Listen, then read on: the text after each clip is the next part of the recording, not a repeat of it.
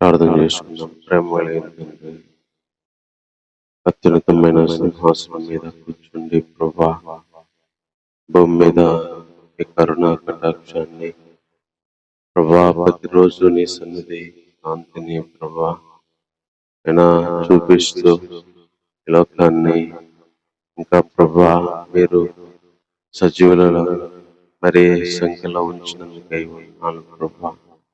అనుదిన నీ వాత్సల్యత, నీ కృప అయినా విస్తారమైన నీ అనురాగాన్ని బట్టి ప్రభా ఇంకా ఈ భూమి మీద ఉన్న యుగాన్ని ప్రభా మీరు పొడిగిస్తున్న తండ్రి, బ్రతకడానికి మీరు ఇస్తున్న ప్రభా ఈ యొక్క దిన నెల సంవత్సరాలను బట్టి ఉన్నాను చెల్లిస్తున్నాం దేవా. నీ కుమారుడైన యేసుక్రీస్తు వారిని ప్రభా పంపించడంలో మీరు ఇంకా ప్రభా ఆలస్యం చేసి మానవులందరికీ ప్రభా మరింతగా మరి నీ కృపను ప్రభా మరింతగా నీ యొక్క ప్రభా మరి అనురాగ ఐశ్వర్యాన్ని ప్రభావిస్తున్నందుకే వందనాలు చెల్లిస్తున్నాను ప్రభా. ఉదయకాల సమయంలో ఆరాధిస్తుండగా ప్రభా ఈ సన్నిధి నా తండ్రి మాతో ఉంచండి, నడిపింపును మా మధ్యలో ఉంచండి, మీ సహాయాన్ని దయచేయండి. దీవెనకరంగా ప్రభు ఆరాధన జరగడానికి మీరే సహాయం చేసి మీ నామానికి మేము తెచ్చుకోమని ఈ ప్రార్థన మా రక్షకులైన యేసుక్రీస్తు వారిని ప్రార్థించి వేడుకుంటున్నాము తండ్రి. ఆమేన్. స్తుతి కీర్తనీయుడా, ఘనమైన నీ ప్రేమ నా హృదయ వీణపై స్తుతి చేసి పాడనా. నా యేసు రాజా అనురాగ బంధమా, నన్ను విడువలేని ఆత్మను బంధమా. నా యేసు రాజా అనురాగ బంధమా, నన్ను విడువలేని ఆత్మను బంధమా.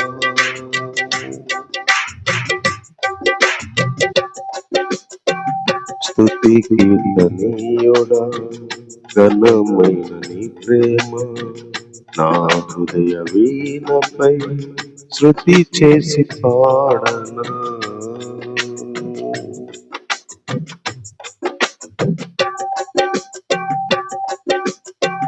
నా ప్రియ నేస్తమా, నా ప్రాణ బంధమా,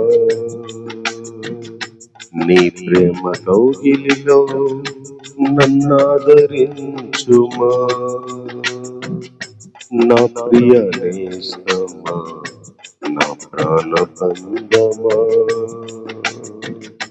నీ ప్రేమ కౌగిలిలో నన్నాదరించుమా.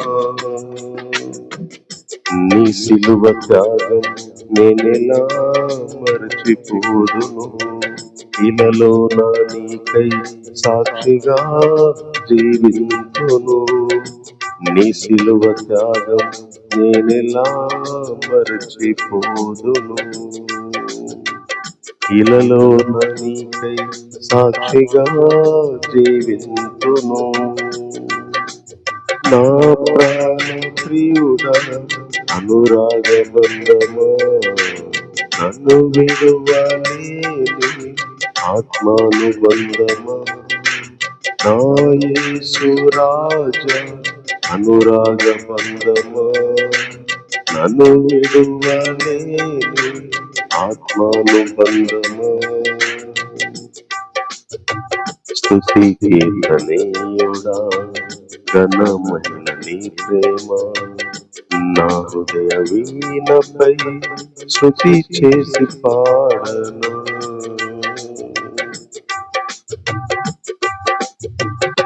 నా నీతి సూర్యుడా, తేజో ప్రకాశమా,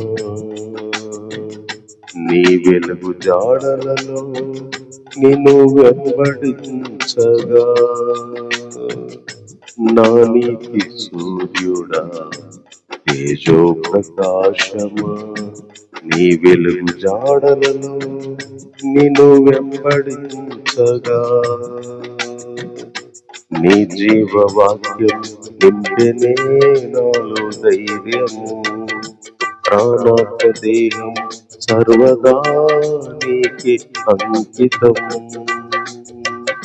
నీ జీవవాక్యం నింపెనే నాలో ధైర్యము. ప్రాణాత్మ దేహం సర్వదా నీకే అంకితం.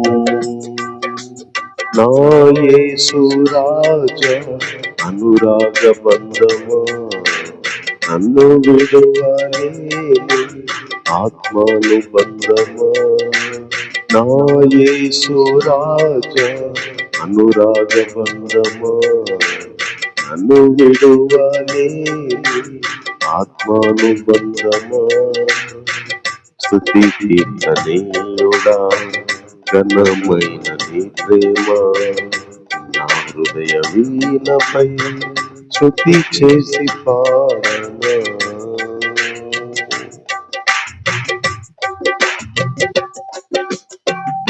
మహిమ సింహాసనం నే చేరాలనే, నీ కన్న కలలన్నీ నిజమైన వేళలో.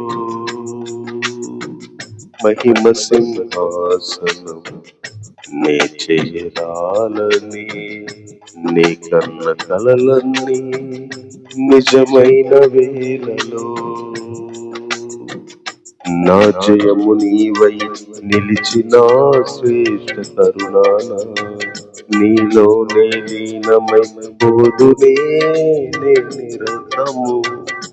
నా జయము నీవై నిలిచిన శ్రేష్ఠ తరుణాన, నీలోనే లీనమై పోదునే నే నిరతము.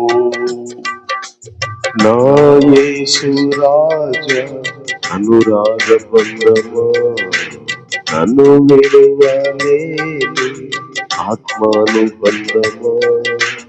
నా యేసు రాజా అనురాగ బంధమా, నన్ను విడువలేని ఆత్మానుబంధమా.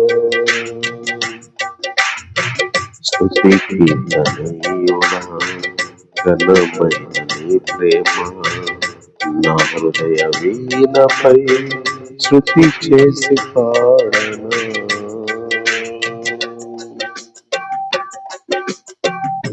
నా ప్రియ నేస్తమా, నా ప్రాణ బంధమా, నీ ప్రేమ కౌగిలిలో నన్నాదరించుమా. నా ప్రియ నేస్తమా, నా ప్రాణ బంధమా, నీ ప్రేమ కౌగిలిలో నన్నాదరించుమా. నా ప్రియ నేస్తమా, నా ప్రాణ బంధమా, నీ ప్రేమ కౌగిలిలో నన్నాదరించుమా. నీ సిలువ త్యాగం నేనెలా మరచిపోదును, ఇలలోన నీకై సాక్షిగా జీవింతును. నీ సిలువ త్యాగం నేనెలా మరచిపోదును, ఇలలోన నీకై సాక్షిగా జీవింతును. నా యేసు రాజా అనురాగ బంధమా, నన్ను విడువలేని ఆత్మానుబంధమా. నా ప్రాణ ప్రియుడా ఆత్మానుబంధమా, నన్ను విడువలేని అనురాగ బంధమా. నా యేసు రాజా అనురాగ బంధమా, నన్ను విడువలేని ఆత్మానుబంధమా. స్తుతి కీర్తనీయుడా ఘనమైన నీ ప్రేమ నా హృదయ వీణపై శృతి చేసి పాడనా.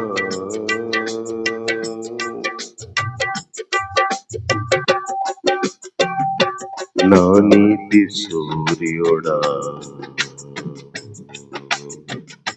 తేజో ప్రకాశమా,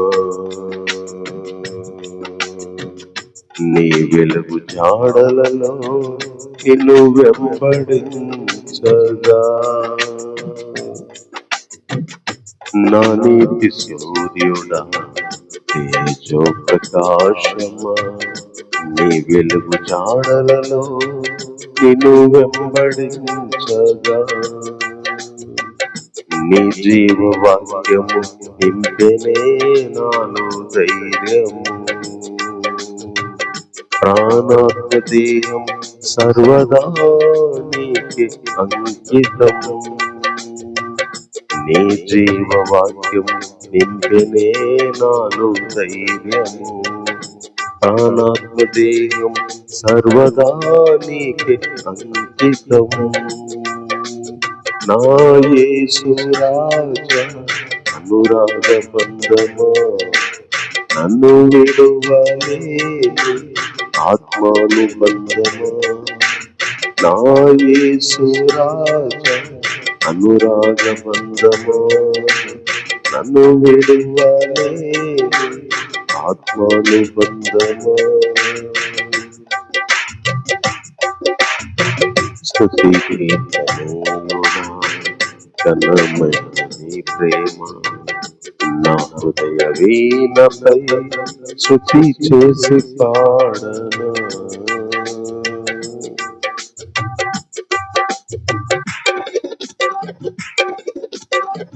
మహిమ సింహాసనం నే చేరాలని, నీ కన్న కలలన్నీ నిజమైన వేళలో, మహిమ సింహాసనం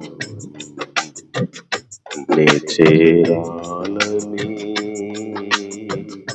నీ కన్న కలలన్నీ నిజమైన వేళలో, మహిమ సింహాసనం నే చేరాలని, నీ కన్న కలలన్నీ నిజమైన వేళలో, నా జీవన నీవై నిలిచిన శ్రేష్ఠ కరుణాన, నీలోనే లీనమై పోదునే నిరతము, నా జయము నీవై నిలిచిన శ్రేష్ఠ కరుణాన, నీలోనే లీనమై పోదునే నిరతము,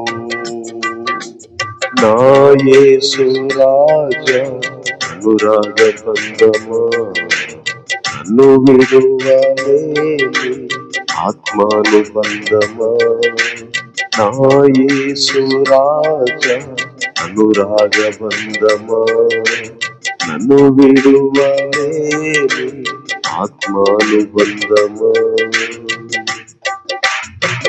స్తుతి కీర్తనలుగా ఘనమైన నీ ప్రేమ, నా హృదయ వీణపై శృతి చేసి పాడనా,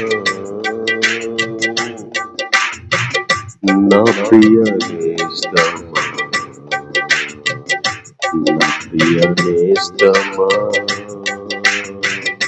నా ప్రియ నేస్తమా, నా ప్రియ నేస్తమా, నా ప్రియ నేస్తమా, నా ప్రాణబంధమా, నీ ప్రేమ కౌగిలిలో నన్నాదరించుమా, నా ప్రియ నేస్తమా, నా ప్రాణబంధమా, నీ ప్రేమ కౌగిలిలో నన్నాదరించుమా, నీ సిలువ త్యాగం నేనెలా మరచిపోదును, ఇలలో నా నీకై సాక్షిగా జీవింతును, నీ సిలువ త్యాగం నేనెలా మరచిపోదును, ఇలలోన నీకై సాక్షిగా జీవింతును. నా యేసు రాజా అనురాగ బంధమా, నన్ను విడువలేని ఆత్మానుబంధమా.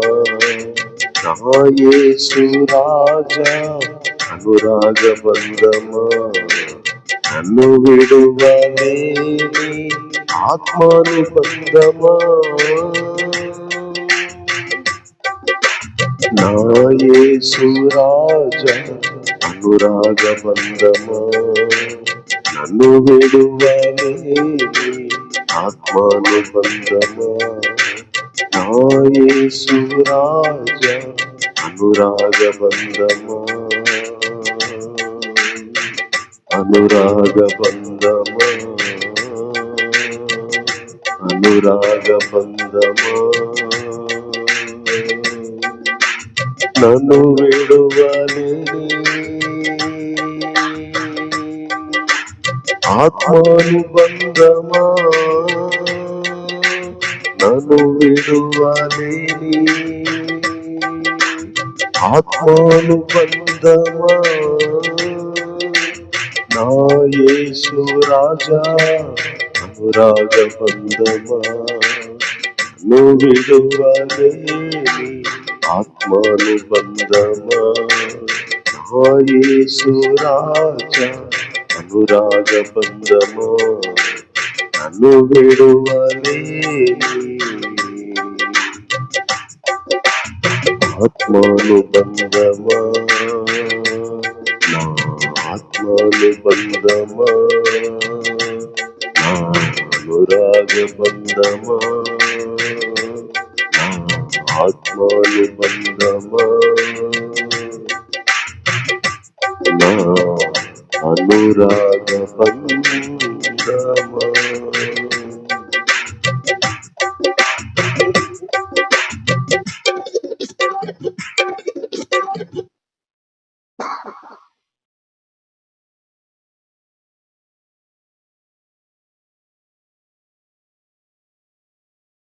కరుణా కటాక్షము గల యేసయ్యా,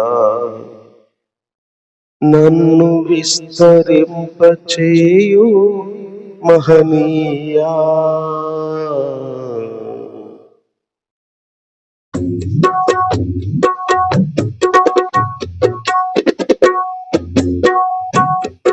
కరుణా కటాక్షము గల యేసయ్యా, నన్ను విస్తరింపచేయు మహనీయా. కరుణా కటాక్షము గల యేసయ్యా, దివ్య సుందరమా దయకు నిలయమా, దివిలో కాంతి తేజమా. దివ్య సుందరమా దయకు నిలయమా, దివిలో కాంతి తేజమా. పరిమళ నామమా ప్రేమకు నిలయమా, పరిశుద్ధ స్తుతి గానమా.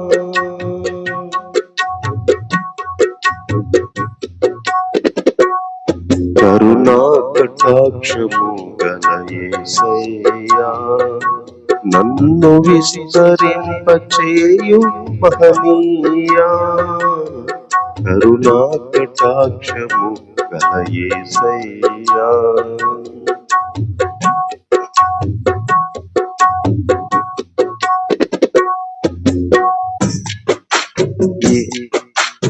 ఏమున్నదని నాపై లక్ష్యముంచినావు, ఆదరించి ప్రేమించి కటాక్షించినావు. ఏమున్నదని నన్ను లక్ష్యముంచినావు, ఆదరించి ప్రేమించి కటాక్షించినావు. నీ రెక్కల నీడే సురక్షితం, నీ పాద సన్నిధే క్షేమము. నీ రెక్కల రెక్కల నీడే సురక్షితం నీ పాద సన్నిధే క్షేమము కృప వెంబడి కృపను నిత్యమైన ప్రేమను అధికమైన మహిమను విస్తరింపచేశావు కృప వెంబడి కృపను నిత్యమైన ప్రేమను అధికమైన మహిమను విస్తరింపచేశావు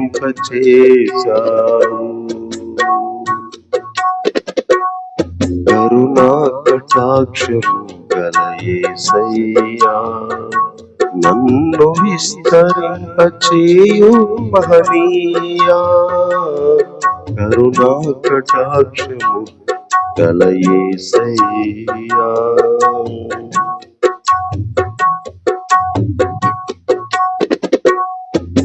నేనెంతటి వాడనని ఇంతగా హెచ్చించావు ఏలుటకు ఎన్నుకొని అభిషేకించావు నేనెంతటి వాడనని ఇంతగా హెచ్చించావు ఏలుటకు ఎన్నుకొని అభిషేకించావు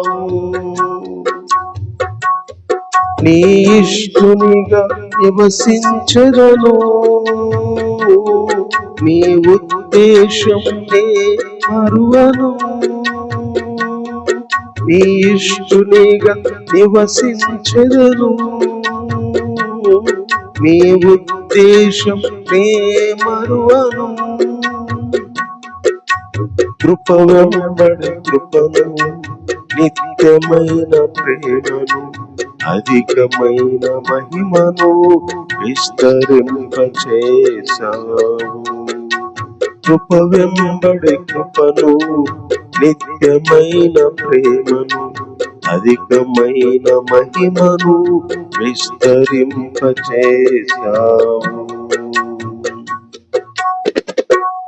కరుణా కటాక్షము గల యేసయ్యా నన్ను విస్తరింపచేయు మహనీయా కరుణా కటాక్షము గల యేసయ్యా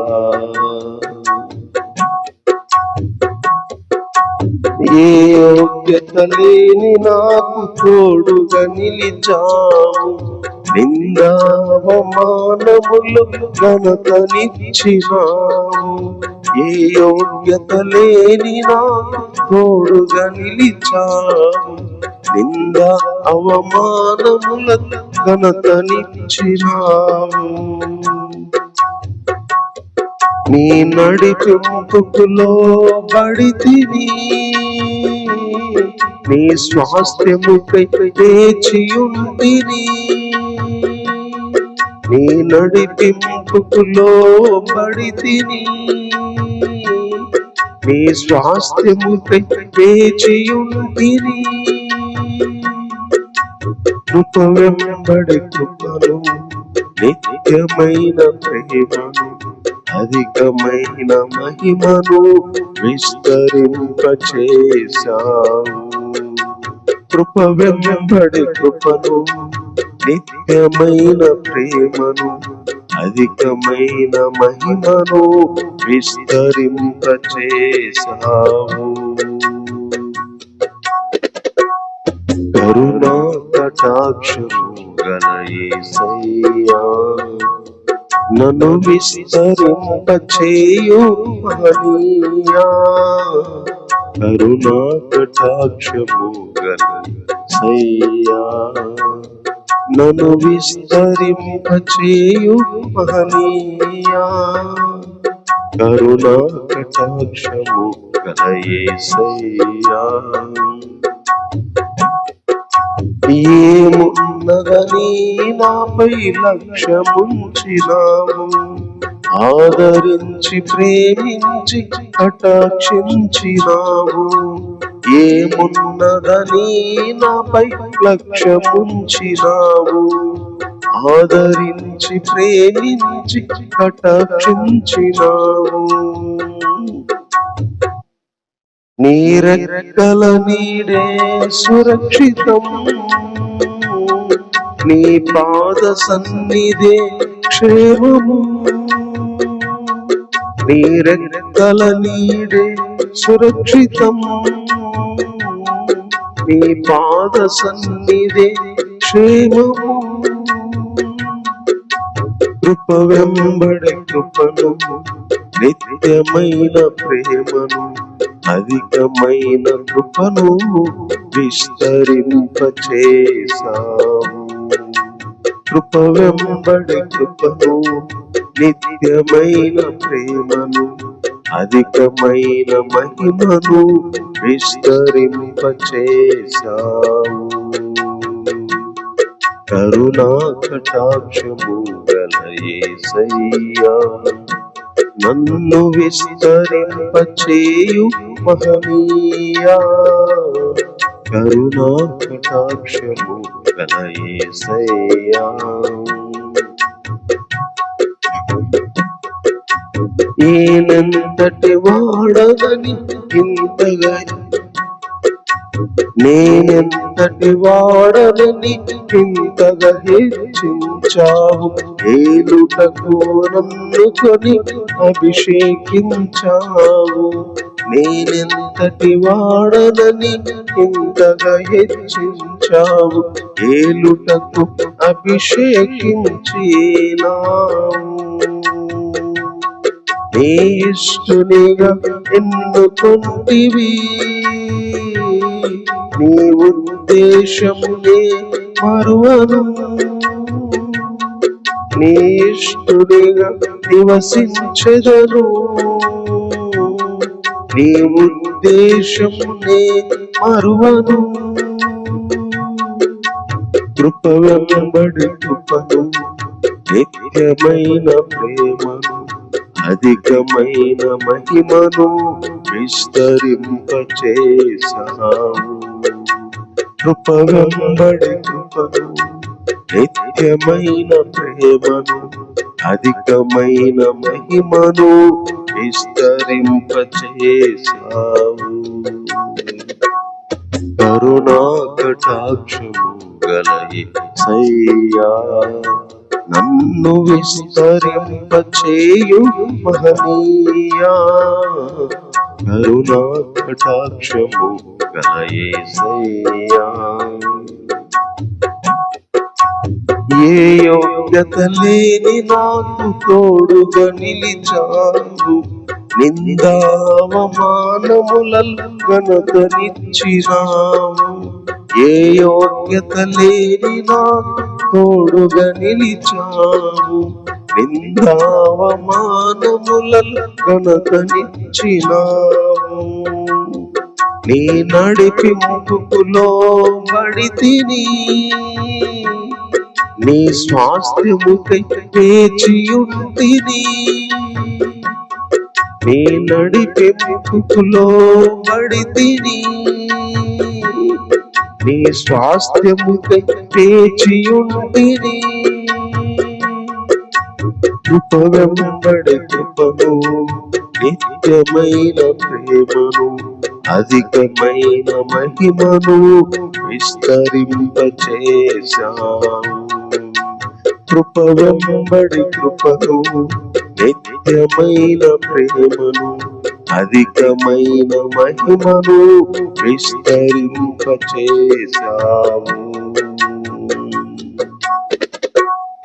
కరుణా కటాక్షము గల యేసయ్యా, నన్ను విస్తరింపచేయు మహనీయా. కరుణా కటాక్షము గల యేసయ్యా,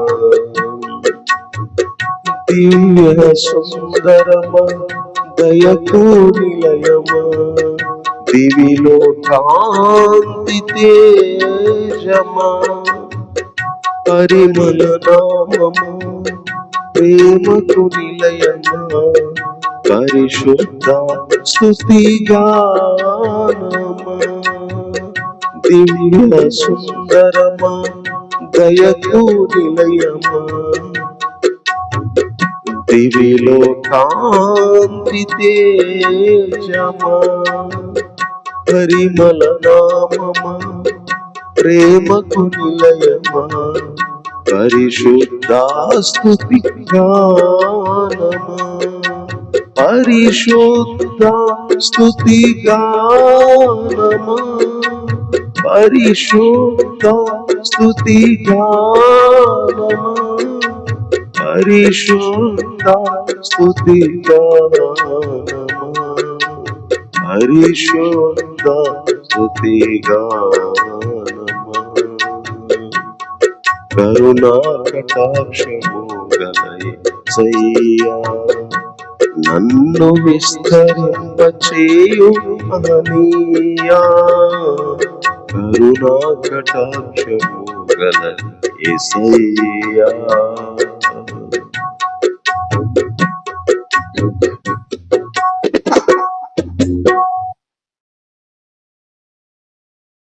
చిన్న వాక్యాన్ని చదువుకుందాం. నిర్గమకాండము 15వ అధ్యాయం మొదటి వచనం చదువుకుందాం. నిర్గమకాండము 15వ అధ్యాయం మొదటి వచనం.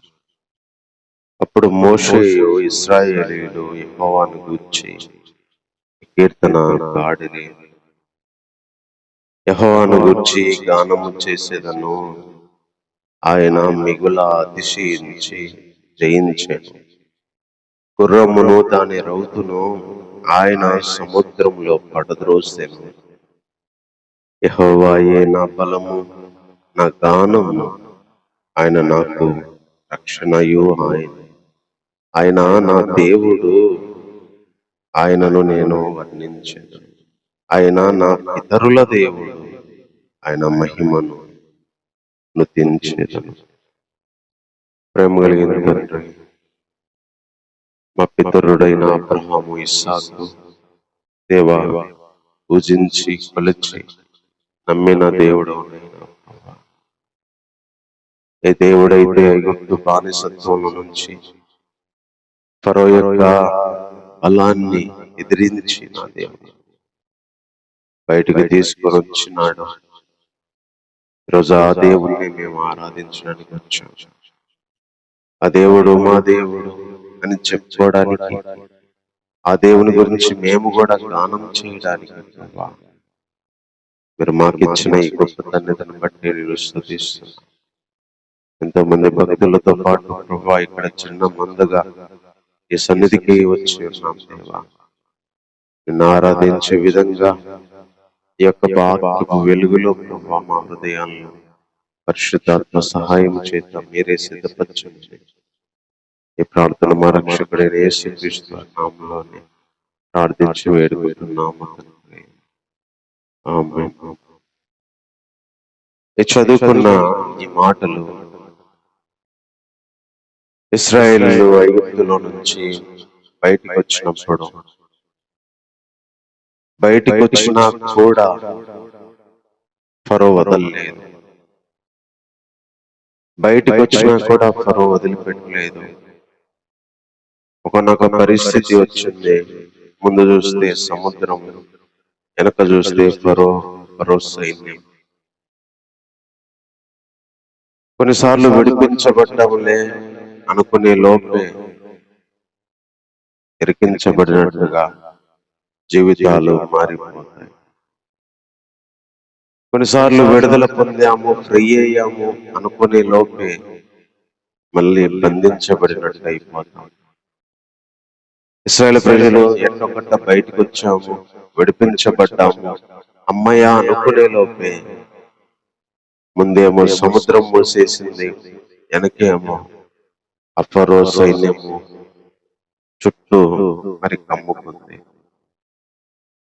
అలాంటి పరిస్థితిలో దేవుడు ఎంత గొప్పగా సహాయపడతాడో, సహాయపడినాడో చెప్పడానికి రాయబడిన గ్రంథము నిర్గమకాండము. అందులో 14-15 అధ్యాయాల్లో ఈ యొక్క చరిత్ర రాయబడుతూ వచ్చింది.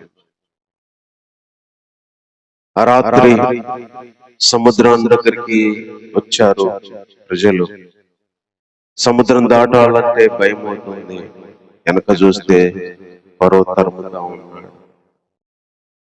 కోపం వచ్చింది. ఎప్పుడైతే కోపం, బాధ వచ్చి ఏమి చేయలేని నిస్సహాయ స్థితి వచ్చిందో, వాళ్ళు తిట్టుకోవడమే కాకుండా మోషను తిట్టుకుంటున్నారు, మాకు సమాధులు లేవందించావా, ఐగుప్తులో చచ్చిపోతే మేలు కదా, ఆ పని కిందే చచ్చిపోతే మేలు కదా, మా జోలికి రావద్దని చెప్పినాం కదా, ఎందుకు వచ్చావని చెప్పి వాళ్ళకి వచ్చిన బాధను బట్టి, శ్రమను బట్టి, ఏం చేయాలో అర్థం కాని ఆ పరిస్థితిని బట్టి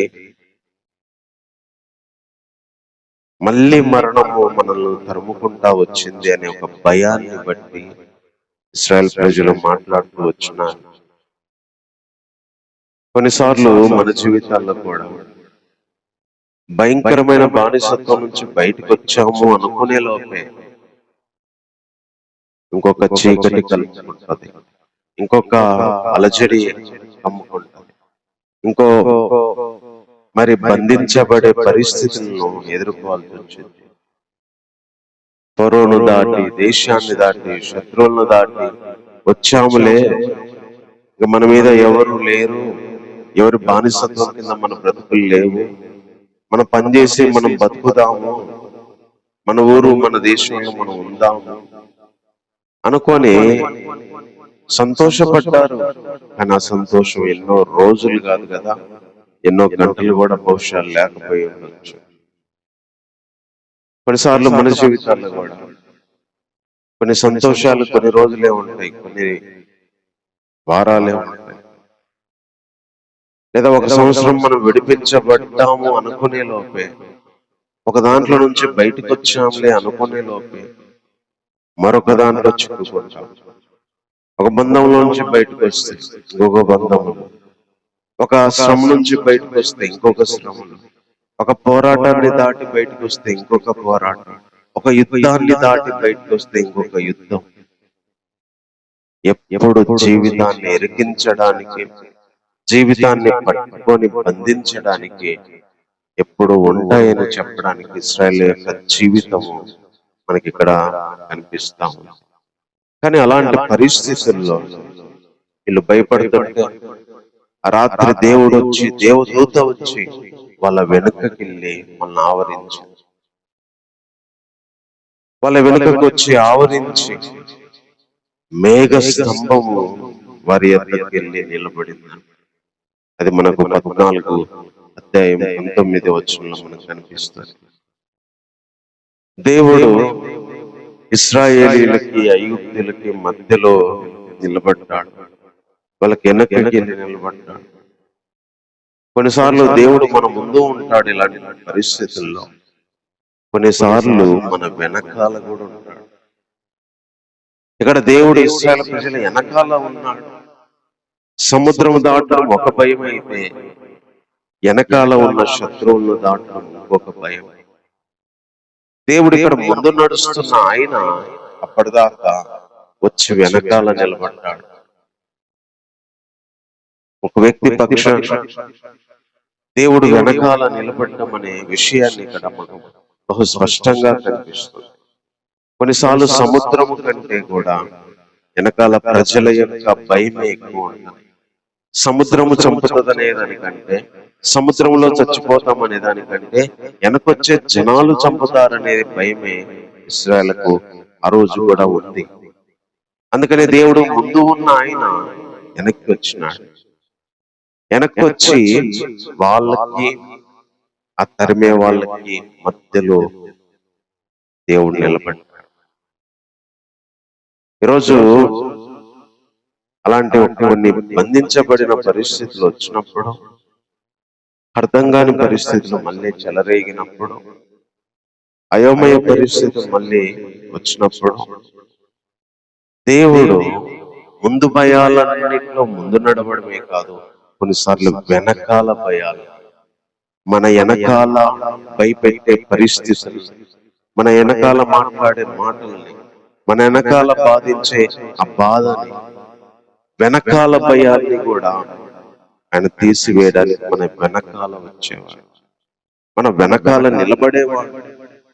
ఆ వెనక ఎవరు లేరు అని మన లోకంలో అంటారు. మన వెనకాల దేవుడు ఉండేవాడు. ముందు సముద్రం పోనీయకపోయినా వెనక శత్రువులు తరుగుతున్నా దేవుడు ముందుండడమే కాదు, వెనకాల వచ్చి కూడా ఉండేవాడు. ముట్టనీయలేదు ఆ రాత్రంతా. చెయ్యి కాదు కదా, వాళ్ళ దగ్గరికి చేరువరాకుండా దేవుడు కాపాడుతూ వచ్చినాడు. అందుకని ఆయన గురించి కీర్తన పాడి దేవుని గురించి గానం చేస్తా, ఆయన మిగులు అతిశయించి జయించాడు, గుర్రమును దాని రౌతును ఆయన సముద్రాల్లో పడేశాడు అని చెప్పి ఈ కీర్తన రాశారు మోషే. ఆ రోజు ఏం చేశాడంటే దేవుడు అఫరో యొక్క సైన్యాన్ని, ఆ రథాలని వీళ్ళు దాటిన తర్వాత సముద్రాన్ని తిరిగి రప్పించడం చేత సముద్రంలో వాళ్ళు మునిగిపోయి వాళ్ళ శవాలన్నీ బయటకు వచ్చినాయి. ఒక్కడు కూడా మిగలలేదు. ఇశ్రాయేల్ క్షేమంగా బయటకు వచ్చినారు. ఇది ఒక అద్భుతమైన సంఘటన. కొన్ని జీవిత పరిస్థితుల్లో కొన్ని భయంకరమైన బానిసత్వం దాటొచ్చాం అనుకునే లోపే ఇంకొక చీకటి పరిస్థితి మనల్ని మోసేసినప్పుడు అడుగడుగున వస్తుంటాయి. ప్రతి సంవత్సరం రావచ్చు, ప్రతి నెల రావచ్చు, ప్రతి రోజు రావచ్చు. దేవుడు అనుమతి ఇచ్చినప్పుడు ఇలాంటి పరిస్థితుల గుండా వెళ్తా ఉంటాం. ఒక పోరాటం తర్వాత ఇంకొక పోరాటం, ఒక యుద్ధం తర్వాత ఇంకొక యుద్ధం, ఒకసారి విడిపించబడ్డాక మళ్ళీ బంధించబడ్డాం. ఇలాంటి పరిస్థితులు ముందు కనిపించదు, ముందు సముద్రం, వెనక కనిపించదు, వెనక శత్రువులు, చచ్చిపోతే మేలు, శవాలు అయితే మేలు, సమాధులు లేక ఎప్పుడప్పుడు ఆడైపోయింటే మేలని మనం ఎన్నోసార్లు మాట్లాడుకుంటాం. బాధకుల్లాగా ఏమి చేయలేక అలాంటి పరిస్థితులు వచ్చినప్పుడు కూడా ముందు ఉండేవాడే కాదు, మన వెనకాల ఉండేవాడు. మన వెనకాల ఉండి తరిమే ప్రతి శత్రువును నీళ్ళల్లో ముంచగలిగిన వాడు ఈరోజు మనం ఆరాధించడానికి వచ్చిన వాడు. అది మనుషులనే కాదు, మనల్ని కూల్చడానికి వచ్చిన ప్రతి ఆలోచన, మనల్ని పడదేయడానికి వచ్చే ప్రతి బాధని, మనల్ని వేధించే ప్రతి ఆ కన్నీళ్ళని, మనల్ని కూల్చేదేదో మనుషులే కాదు, కొన్ని పోరాటాలని, కొన్ని అనారోగ్యాల్ని, కొన్ని ఇబ్బందుల్ని, కొన్ని అప్పుల్ని, కొన్ని క్లిష్టమైన పరిస్థితులు మన జీవితాన్ని కూల్చడానికి ప్రయత్నం చేస్తాయి. ముందుకు వెళ్లకుండా ప్రయత్నం చేస్తాయి, వెనక భయపెడతాయి. కానీ అలాంటి పరిస్థితుల్లో దేవుడు ఊరిక నిలబడితే ఎంతగా దేవుడు ద్వారాలు తెరవగలడు, ముందు సముద్రాన్ని చీల్చగలడు, వెనక శత్రువులను ముంచగలడు. ఈరోజు మనకు కావాల్సిన దారి ఆయన చూపించగలడు, వెనకొచ్చే ప్రెజర్ని ఆయన నేలమట్టం నీళ్ళల్లో చేయగలడు. ఈరోజు అలాంటి గొప్ప దేవుడు. అందుకే అంటున్నాడు 2వ వచనంలో, యెహోవాయే నా బలము, యెహోవాయే నా గానము, నాకు రక్షణ కూడా ఆయనే, నా దేవుడు ఆయనే, ఆయన వర్ణిస్తా, నా పితరుల దేవుడు ఆయనే, ఆయన మహిమను స్తుతిస్తానంటున్నాడు. ఇలాంటి గొప్ప దేవుడు నా దేవుడు, నా బలము, is the strength of my life. నా దేవుడే యెహోవాయే నా బలము, యెహోవాయే నా గానము, యెహోవాయే నా రక్షణ. నా పితరుల దేవుడు ఆయనే, నా దేవుడు ఆయనే, నేను ఆయన వర్ణిస్తా, ఆయన స్తుతిస్తా అని చెప్తున్నాను. ఈరోజు ఇలాంటి అద్భుతమైన దేవుడు వెనక వచ్చే శత్రువులైనా, ముందు వచ్చే పోరాటాలైనా కూల్చగలిగి మన బలముగా, మన దేవుడిగా, మన పితరులు కూడా నమ్మిన దేవుడుగా ఈరోజు మన పక్షాన ఉండగలిగిన వాడు, ఉండేవాడు ఆయన. తర్వాత 3వ వచనం నుంచి చెప్తా ఉన్నాడు, యెహోవా యుద్ధశూరుడు, యెహోవా అని ఆయనకు పేరు. ఆయన ఫరో రథములను, అతని సేనను సముద్రంలో పడదోశాడు. అతని అధిపతుల్లో శ్రేష్ఠులు ఎర్ర సముద్రంలో మునిగిపోయారు. అగాధ జలములు వారిని కప్పెను, వారు రాతి వలె అడుగంటిపోయిరి. యెహోవా నీ దక్షిణాస్తం వాళ్ళ ముందు అతిశయించును. యెహోవా నీ దక్షిణాస్తము శత్రువుల్ని చితకగొట్టును. నీ మీదికి లేచేవారిని నీ మహిమాతిశయం వలన అణచివేయదు. నీ కోపాగ్ని రగులజేయదు, అది వారిని చెత్త వలె దహించును. నీ రాశిక రంధ్రముల ఊపిరి వలన నీళ్లు రాశిగా కూర్చబడెను. ప్రవాహాలు వచ్చి గొప్పగా నిలిచెను. అగాధ జలములు సముద్రముల మధ్య గడ్డ కట్టెను. తరిమేదను, కలుసుకునేదను, దోపుడు సొమ్ము పంచుకొదెన్నదు, వాటి వల్ల నా ఆశ తీర్చుకునేదను అని నా కత్తి దూసేదను, నా చెయ్యి వారిని నాశనం చేయనని శత్రువు అనుకున్నాడు. కాని నీవు నీ గాలిని విసరితివి, సముద్రం వారిని కప్పెను.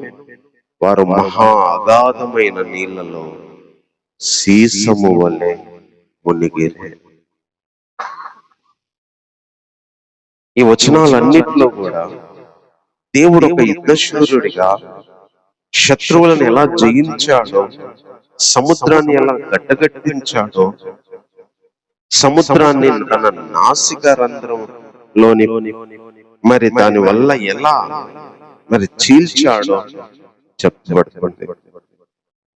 ఆయన మీదికి లేచేవారిని ఆయన కోపాగ్ని చేత ఎలా రగుల చేస్తాడు, ఆయన దక్షిణాస్తం ఎలా బలం పొంది శత్రువులను ఎలా అనగదొక్కిద్దో, చితకగొట్టిద్దో చెప్తా వచ్చినాడు. మన ముందు మన వెనకాల నిలబడి సహాయం చేసి మనతో ఉండే దేవుడే కాదు, మన యుద్ధశూరుడు ఆయన. శత్రువుల విషయంలో మన యుద్ధశూరుడు. శత్రువులను అది సముద్రమైనా అది మనుషులైన సముద్రాన్ని ఎండగట్టగలిగిన వాడు, మనుషులను మాత్రం చితకొట్టగలిగిన వాడు. రెండు విధాలమైన శత్రువులు వస్తాయి. కొన్ని సముద్రం లాగా థింగ్స్ అవ్వచ్చు, కొన్ని ఫరో సైన్యం లాగా మనుషులు అవ్వచ్చు. మనిషికి రెండు రకాల బాధలు వస్తాయి. ఒకటి పరిస్థితులను బట్టి కలిగే బాధలు అయితే, మిగతా ఎన్ని మనుషులను బట్టి కలిగే బాధలు, బ్రతికున్న వారి వల్ల వచ్చే బాధ. మనుషులను బట్టి వచ్చే యుద్ధాలు కొన్ని అయితే, పరిస్థితులను బట్టి వచ్చే యుద్ధాలు కొన్ని.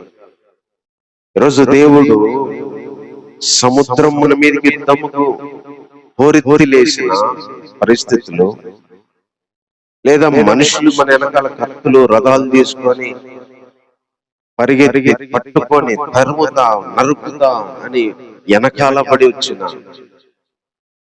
వెనకాలొచ్చేవా శత్రువులనైనా, ముందు హోరెత్తి మన మీదకి వచ్చే శత్రువులనైనా దేవుడు గడ్డగట్టించేటట్టు సముద్రాన్ని చేసినట్టుగా చేయగలడు. దేవుడు నీళ్లలో లేవలేకుండా చితకొట్టినట్టుగా మనుషులను కూడా చేయగలడు. ఈరోజు ఇలాంటి యెహోవా అని ఆయన పేరు, యుద్ధశూరుడు అని పేరు. ఈరోజు అలాంటి దేవుడు మన పితరులు నమ్మిన దేవుడు. ఈరోజు క్రైస్తవ సంఘం మొత్తం నమ్మిన దేవుడు.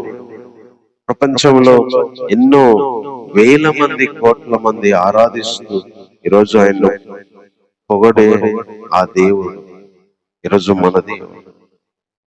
అది పరిస్థితులను బట్టి కలిగే యుద్ధాలైనా, మనుషులను బట్టి కలిగే యుద్ధాలైనా, మన మనసును, హృదయాన్ని, శరీరాన్ని కూల్చి ఏ యుద్ధాలైనా, మనలో కృంగదీసే యుద్ధాలైనా, బయట పడలేమనే యుద్ధాలైనా, వెనకాలొచ్చి చంపుతారు లేదా ముందు చంపుతారని చెప్పి భయపడే ప్రతి పరిస్థితుల్లో కూడా దేవుడే సముద్ర ఘోషని, దేవుడే వెనకాల హోరెత్తిన వారి ఓరు కేకల్ని, వాళ్ళ మాటల్ని, వాళ్ళ యొక్క చెప్పుకున్న ప్రతి దాన్ని నీళ్లలో నోర్లు మోపించినాడు దేవుడు. నీళ్లలోనే కప్పిపెట్టినాడు దేవుడు. ఈరోజు అలాంటి దేవుడు మన మీదికి లేచిన ప్రతి దాన్ని, మన మీదికి లేచిన ప్రతి దాన్ని మన మనసును కృంగజేసి, జీవితాన్ని కృంగజేసి, ఆత్మీయ జీవితాన్ని కృంగజేసి ప్రతి దాన్ని కృంగ చేయగలిగిన, పూల కొట్టగలిగిన, చితక కొట్టగలిగిన, మన మీదికి లేవకుండా, ముందు నుంచి రాకుండా, వెనక నుంచి రాకుండా చేయగలిగిన వాడు. అందుకే చెప్తున్నాడు 11వ వచనంలో, యెహోవా వేల్పులలో నీ వంటి వాడెవడయ్యా? పరిశుద్ధతను బట్టి చూస్తే నీవు మహనీయుడవు, స్తుతి కీర్తనలను బట్టి చూస్తే పూజ్యుడవు, అద్భుతాలు చెయ్యువాడు, అసలు నీ వంటి వాడెవడు?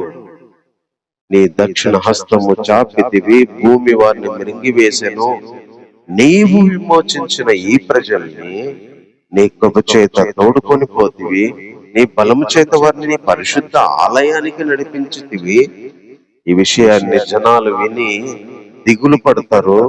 ఫిలిస్తీన్ల నివాసులకు వేదన కలిగిద్ది, ఎదోము నాయకులు కలవరపడతారు, మోయాబు బలిష్ఠులకైతే వణకు పుట్టిద్ది. కనాను నివాసులందరూ దిగులుంది కరిగిపోదురు, భయము, అధిక భయము వాళ్ళకు కలిగిద్ది. యెహోవా నీ ప్రజలు అద్దరి చేరే వరకు, నువ్వు సంపాదించిన ఈ ప్రజలు అద్దరి చేరే వరకు నీ బాహుబలం చేత పగవారు రాతి వలె కదలకుందురు. నీవు నీ ప్రజను తోడుకొని వచ్చేదవు. యెహోవా నీ స్వాస్థ్యమైన కొండ మీద నా ప్రభువా నీవు నివసించు నిర్మించుకొని చోట నీ చేతులు స్థాపించిన పరిశుద్ధాలయమందు నిలవ పెట్టెదవు. నీవు నిరంతరము ఏలువాడవు. చేసిన దానికి స్తుతించడమే కాదు, నువ్వు చేసిన కార్యాలను బట్టి నీలాంటి దేవుడు ఎవడు ఉన్నాడు? పరిశుద్ధతలోనైనా, స్తుతి కీర్తనలను బట్టి అయినా, అద్భుతాలు చేయటంలోనైనా నీ వంటి వాడు ఎవడు? నీ దక్షిణాస్తంతో తీసుకొని వచ్చావు, నీ కృప చేత వాళ్ళని తోడుకొని వచ్చావు. ఈ విషయాన్ని కనానీయులు, ఫిలిస్తీయులు, ఎదోమీయులు, మోయాబీయులు విని గడగడగ వణుకుతారు. అలాగే వణికారు కూడా. అంతేకాకుండా నీ ప్రజలు నువ్వు నివసించే దగ్గరికి వచ్చేంత వరకు వాళ్ళను తోలుకొని పోతావు, వాళ్ళని నిరంతరం ఏలే వరకు వాళ్ళని నడిపిస్తావు అని చెప్పి ఈ వచనంలో రాయబడుతూ వచ్చారు. దేవుడు గతంలో ఉన్న బాధల్ని, యుద్ధాల్ని, పోరాటాలని కాదు, భవిష్యత్తులో రాబోయే శత్రువులు, అది కనానైనా, మోయాబైనా, ఫిలిస్తీ అయినా, ఎదోమైనా, ఎవరైనా, ఎందుకంటే వీళ్ళకి తెలుసు ముందు కనానీయులు ఉన్నారు, ఎదోమీయులు ఉన్నారు, మోయాబీలు ఉన్నారు, వీళ్ళందరితో యుద్ధాలు చేయాలి. దేశానికి వెళ్ళాలంటే వీళ్ళందరితో పోరాడాలి. అవి ఇంకా పెద్ద యుద్ధాలు. అక్కడ మళ్ళీ భయం అయింది, మళ్ళీ అక్కడ మనము ఏంది మళ్ళీ వీళ్ళతో యుద్ధాలు, ఇక్కడ ఓడిపోతామని మళ్ళీ అక్కడ టెన్షన్ పుట్టొచ్చు. అందుకనే నువ్వు చేసే కార్యాలు ఎంతో గొప్పవి, నువ్వు చేసిన కార్యాలు ఎంతో అద్భుతాలు. ఆ విషయాలు శత్రువులు విని ఫిలిస్తీన్లకు వేదన కలిగింది, జనాలకైతే దిగులు కలిగింది, ఎదోము నాయకులు కలవరపడతారు, మోయాబులు బలిష్ఠులు కూడా వణుకుతారు, కనాను నివాసులు అయితే దిగులు పడి కరిగిపోతారు అని చెప్తూ నీ ప్రజలను అందరికీ చేర్చేంత వరకు, నీ ప్రజలు నువ్వు నివసించడానికి నిర్మించిన ఆ పరిశుద్ధాలయానికి తోడుకొని వచ్చేంత వరకు నీ కృపతో తోడుకొని పోయే దేవుడవు, వాళ్ళు నిరంతరము నడిపించే దేవుడు అని చెప్తున్నాడు. అంటే ఇక్కడ దేవుడు ప్రజెంట్ ఉన్న యుద్ధాలను దాటించడమే కాదు, రాబోయే యుద్ధాలు, రాబోయే శత్రువులు, రాబోయే పోరాటాలు, రాబోయే సుడిగుండాలు, రాబోయే కన్నీళ్లు, రాబోయే శ్రమలు, రాబోయే ప్రతి దాంట్లో కూడా వాళ్ళు భయపడేటట్టు చేయగలరు. దేవుడు మన పక్షాన ఉంటాయి, మనల్ని చూసి దిగులు పడేటట్టు చేయగలరు. మన మీదకి వచ్చిన అవి జయం పొందలేవు, రావడానికి భయపడతాయి. అందుకే యెహోషువ గ్రంథంలో ఒక స్త్రీ చెప్తుంది, మీ దేవుడు ఐగుప్తులో మిమ్మల్ని విడిపించడానికి చేసిన కార్యాలు చూసి మా గుండెలు కరిగి నీరైపోయినాయి అంటారు. అన్నిద్దామా వాళ్ళని దాచిపెట్టి. ఎందుకంటే దేవుడు ఇశ్రాయేలు ప్రజల దగ్గర ఎంత అద్భుతాలు చేసి విడిపించుకొచ్చాడో, ఎంత యుద్ధశూరుడుగా వాళ్ళతో ఉన్నాడో విని కనానీయులు, ఫిలిస్తీయులు, ఎదోమీయులు గజ గజ వణికారు, గుండెలు కరిగిపోయినాయి. ఈరోజు దేవుడు మన పక్షాన ఉంది. సాతాను ఓడించి, సాతాను దురాత్మల ప్రతి సమూహాన్ని ఆయన శిలువ రక్తము చేత జయమిచ్చి ఈరోజు సాతాన్ అంటే గడగడ ఉనికిపోతున్నాడు. యేసుక్రీస్తు అంటే సాతాన్, దురాత్మల సమూహాలు ప్రభు రక్తముకు, ప్రభు యొక్క శరీరానికి ఉనికిపోతున్నాయి. పరిశుద్ధులను టచ్ చేయాలంటే టచ్ చేయట్లేదు. విశ్వాసుల జోలికి రావడానికి భయపడుతున్నాయి. ఎందుకంటే దేవుడు ఈరోజు సంఘమైన తన ప్రజల కోసం చేసిన అద్భుతం, లోకంలో నుంచి విడిపించి, పాపం నుంచి విడిపించి పరలోకానికి తీసుకెళ్ళడానికి చేసిన యుద్ధం సాతాను సమూహాలు విని గడగడ గడగడ వణుకుతున్నాయి, ఓడిపోయి పారిపోతున్నాయి. ఈరోజు అలాంటి నిజమైన రక్షకుడు యేసుక్రీస్తు మనకు ఉన్నాడు. ఆ రోజు ఇశ్రాయేలును విడిపించడానికి బయలుదేరిన యెహోవా ఆ రోజు వాళ్ళకుంటే, ఈరోజు అదే యెహోవా యేసుక్రీస్తుగా మన కోసం వచ్చి మన శత్రువైన సాతాను, మన రోగాలు, మన బాధలు, కన్నీళ్లు, శాపాలు, దరిద్రతలు తెచ్చిపెట్టిన సాతానుతో, మూలుగును, దుఃఖాన్ని, వేదనను, శాపాన్ని, ప్రతి దాన్ని, ప్రతి బాధకు కారణమైన మూల పురుషుడైన సాతాన్ని, అపవాదిని జయించి, చితకదొక్కించి, వాడిని ఓడించి శిలువ దగ్గరికి తీసుకొచ్చి అందరి ఎదుట బహాటంగా ఓడిన వ్యక్తిగా కనపరిచి ఈరోజు మనకు విజయాన్ని ఇచ్చేవాడు, మనకు జయాన్ని ఇచ్చిన వాడు, ధైర్యం ఇచ్చిన వాడు, మనం పరలోక స్వాస్థ్యం చేరే వరకు మనల్ని నడిపించే పరిశుద్ధాత్మ దేవుడు, మనం విడిపించిన మన రక్షకుడు. ఈరోజు దేనికి ఒక విశ్వాసం భయపడ్డంటే అది మరణమైన, కన్నీళ్ళైనా, వీధనైనా, శ్రమలైనా, అవమానాలైనా, ఒక విశ్వాసి, ఒక సేవకుడు ధైర్యంగా ప్రభు కోసం వెళ్తున్నాడంటే, జీవిస్తున్నాడంటే అది యేసుక్రీస్తులో ఉన్న ధైర్యం. దేనికి భయపడ్డు అని చెప్పగలిగే ధైర్యం, ఏది కృంగజేయలేదు అని చెప్పే ధైర్యం, వాళ్ళ పక్షాన ఉన్న దేవుడు వాళ్ళ కోసం యుద్ధం చేసిన వాడు, అది శిలువ యుద్ధం, మరణ యుద్ధం చేసిన వాడు, ప్రాణ త్యాగం చేసిన వాడని చెప్పి మన వైపు చూడడానికి ఈరోజు సాతాను, శత్రు సమూహాలు భయపడుతున్నాయంటే అది యేసు ప్రభువు చేసిన త్యాగం. తండ్రి దగ్గరికి చేర్చడానికి, నిత్యమైన స్వాస్థ్యమైన సియోనుకు చేర్చడానికి, ఆయన నిరంతరము ఏలే రాజ్యంలో చేర్చడానికి దేవుడు భవిష్యత్తులో కూడా మనతో ఉండినవాడు, ఉండగలిగిన వాడని చెప్పి ఈరోజు ఈ వచనాల ద్వారా చెప్తున్నాడు. ఈరోజు అంత గొప్ప దేవుడు, ఈరోజు అంత మంచి దేవుడు, ఈరోజు మనం ఆరాధించడానికి వచ్చినవాడు. కాబట్టి మాటలు బట్టి కొద్ది నిమిషాలు దేవుణ్ణి ఆరాధించాలి. ఇలాంటి యెహోవా, ఇలాంటి యేసుక్రీస్తు, ఇలాంటి పరిశుద్ధాత్మ దేవుడు రోజు మనతో ఉన్నాడు. ఆయన మన దేవుడు, నా దేవుడు, నా పితరుల దేవుడు. యెహోవా ఏ నా బలము, యెహోవా ఏ నా గానం, ఆయనే నా దేవుడు, నా పితరుల దేవుడు కూడా ఆయనే. నా పితరులను వెనకాలే ఉంది, శత్రువు ముట్టకుండా కాపాడింది ఆయన. నా దేవుడు యుద్ధశూరుడుగా సముద్రాన్ని ఎండబెట్టి వెనకాలొచ్చే సముద్రాన్ని అదే సముద్రంలో కలిపి నన్ను మాత్రం బయటికి తీసుకొచ్చిన వాడు. నా దేవుడు భవిష్యత్తులో నా కోసం చేసిన ప్రతి యుద్ధములో నా పక్షమై నిలిచేవాడు, నాకు భయం లేకుండా చేసినవాడు, నాకు ధైర్యం ఇచ్చిన వాడు. నేనంటే సాతానుకు భయము, శత్రువులకు భయము అయ్యేటట్టు చేసిన వాడు. తన మరణం వల్ల, తన రక్తం వల్ల, తన శరీరాన్ని వల్ల ఈరోజు సాతాను భయపడుతున్నాడంటే ఆ ప్రాయశ్చిత్తానికి భయపడి వణికినాడంటే, ఓడిపోయాడంటే, దేవుడు చేసిన ఒక మనిషిగా ఆయన రావడం, బహుశా సాతాను అనుకొని ఉన్నాడు, వీళ్ళని ఎలా కాపాడుతాడు, పాపంలోకి నెట్టించి నరకంలోకి నెట్టిస్తే వీళ్ళు ఎలా బయటకు వస్తారని సాతాను అనుకొని ఉండొచ్చు.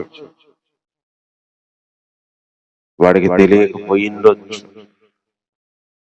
ఈ దేవుడు వాళ్ళ కోసం మనిషిగా వెళ్ళి, ఈ దేవుడు వాళ్ళ కోసం మరణం దాకా కూడా వెళ్తాడని మనకు తెలిసి ఉండదు, మన ఊహలకు కూడా అంది ఉండదు. ఎందుకంటే వాడు దేవుడు కాదు కాబట్టి. అందుకనే మానవుల్ని పాపం చేపించి మొత్తం నాదే అనుకున్నాడు. వీళ్ళ కోసం ఎవరు వస్తారు, ఎలా కాపాడుతారు అనుకున్నాడు. కానీ ఎప్పుడైతే ఆయన మనిషిగా వచ్చి తన శరీరం రక్తంతో యుద్ధం చేసి సాతాను, శత్రువులను, సమూహాన్ని, లోకంలో శరీరంతో పడే ప్రతి శోధనను ముగించి జయవీరుడుగా లేచినప్పుడు ఆయన ముందు అందరూ నివ్వెరపోయారు, ఓడిపోయారు, భయపడిపోయారు. ఈరోజు అలాంటి గొప్ప దేవుడు మనం ఆరాధించడానికి వచ్చిన మన ప్రభు అయిన యేసుక్రీస్తు వారు. ఇలాంటి గొప్ప దేవుడు మన జీవితాల్లో కలిగి ఉండడం నిజంగా మన ధన్యత. ఈయన మన దేవుడే కాదు, పితరుల దేవుడు. ఈ మాటలను బట్టి దేవుణ్ణి 10 నిమిషాలు మనం ఆరాధించాలి. ప్రేమ, మహిమ, ఘనత అప్పుడు కూడా ప్రభావ పొందడానికి అర్హుడవు దేవునైనా. నీకు ఏమిచ్చి మేము నీ రుణాన్ని తీర్చుకోగలం దేవా? ఒక దేవుడు ఒక మనిషికి ఎంత సపోర్ట్ గా ఉంటాడో, వెనకాల ఉంటాడో, యుద్ధాల్లో ఉంటాడో, రాబోయే యుద్ధాల్లో కూడా ముందుగానే భయం పుట్టించి మా జోలికి రాకుండా చేస్తాడు. రోజు అలాంటి మా దేవుణ్ణి మేము ఆరాధించడానికి వచ్చాం. ఆయనే మా యెహోవా, ఆయనే మా యేసుక్రీస్తు, ఆయనే మా పరిశుద్ధాత్మ దేవుడు. ఈరోజు ఈ దేవుణ్ణి మేము కలిగి ఉన్నామంటే, కొన్నిసార్లు ఇశ్రాయేలు ప్రజలాగా ముందు వెనకాల 2 వైపులా శత్రువులు రావచ్చు. కొన్నిసార్లు శత్రువు తరుముతా, పట్టుకుంటా, నరుకుతా అని వెనకాల రావచ్చు. కొన్నిసార్లు ఇంకా మేము అక్కడికి వెళ్ళక ముందే మా శత్రువులు రెడీగా మేము వస్తామని ఎదురు చూస్తూ కూర్చొని ఉండొచ్చు యుద్ధాల కోసమని. రీతిగా మా జీవితాల్లో అలాంటి ఆయా పరిస్థితుల్లో కూడా ప్రజెంట్ యుద్ధంలో, రాబోయే యుద్ధంలో, ప్రతి దానిలో కూడా మా వెనకాల ఉండేవాడు అని, మా పక్షాన యుద్ధ శూరుడవని, నీ పేరు యెహోవా అని, ఈరోజు ఆయన మాకు దేవుడని, ఆయన లాంటి వాడు ఎవడు అని చెప్పి రోజు నిన్ను ఆరాధిస్తున్నాం. దేవుడు నీలాంటి వాడు ఎవడు? ప్రపంచ చరిత్రలో నీలాంటి వ్యక్తి, దేవుడు లేరు నాయన. ఇలాంటి వ్యక్తి మా జీవితాల్లో దొరకడం అదృష్టం నాయన, మా ధన్యత ప్రభా. నేను చేసుకున్న పుణ్యము ప్రభా, అది ఎంత భాగ్యం ఇచ్చారు నాయన. ఇలాంటి వ్యక్తిని మా దేవుడిగా కలిగి ఉండడానికి, ఇలాంటి వ్యక్తిని మా జీవితాల్లో మేము ప్రతి క్షణము అనుభవించడానికి, ఇలాంటి దేవుడు మాతో ఉన్నాడనే భావాన్ని మాలో అనుక్షణము మీరు కలిగిస్తున్నందుకు ఈ వందనాలు. ఈ దేవుడే ఇశ్రాయేలు దేవుడు, ఈ దేవుడే సముద్రంలో ఫరోను ఉంచిన దేవుడు. ఈరోజే కనాను, మొయాబు, ఫిలిస్తీయు, యెబూసీయులు వాళ్ళందరినీ జయించి స్వాస్థ్యంగా పంచిపెట్టిన దేవుడు. ఈరోజు మా జీవితాలకు సరిపోయిన వాడు, జరిగిన యుద్ధాల్లో మాతో ఉన్నవాడు, జరగబోయే యుద్ధాలు, పోరాటాల్లో కూడా మాకు సహాయం చేయగలిగినవాడు. ఇన్నేళ్ళు, ఇన్ని సంవత్సరాలు మాకు సహాయం చేసిన వాడే కాదు, మిగిలిన సంవత్సరాలు, మిగిలిన జీవితంలో అవి ఏ విధమైన పరిస్థితుల నుంచి వచ్చిన యుద్ధాలైనా, మనుషుల నుంచి వచ్చిన యుద్ధాలైనా మాకు సహాయం చేయగలిగిన వాడు ప్రస్తుతం మాకున్నందుకై హృదయపూర్వకంగా స్తుతిస్తున్నాను. ఈ దేవుడు మాతో ఉంటే మేము ఊరుకనే ఉంటే ప్రభా మాకు విజయం వస్తుంది, రక్షణ వస్తుంది. అలాంటి దేవునికి మేము ఏమిచ్చి ఆయన రుణాన్ని తీర్చుకోలేమని నీ సన్నిధిలో ఈయన మా దీన స్తుతి ఆరాధన మా రక్షకుడునైనా మా ప్రభువునైనా యేసుక్రీస్తు వారి నామములోనే సమర్పిస్తున్నాము తండ్రి. ఆమేన్. యెహోవాను గానము చేసెదను ఏకముగా మనకు రక్షకుడాయెనే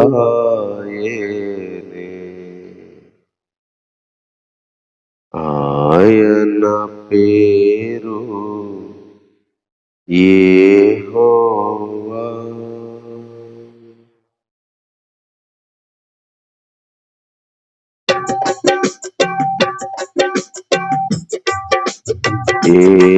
యెహోవాను గానము చేసెదము ఏకముగా మనకు రక్షకుడాయెను ఆయన మహిమను పాడెదము ఆయనను వర్ణించెదను ఆయన పేరు యెహోవా. యెహోవాను గానము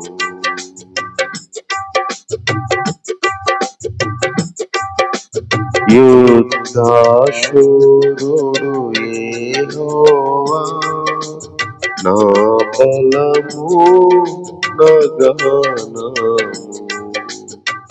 యుద్ధాశూరుడు యెహోవా నా బలము నా గానము. నా పితరుల దేవుడు ఆయన పేరు యెహోవా. నా పితరుల దేవుడు ఆయన పేరు యెహోవా. యెహోవాను గానము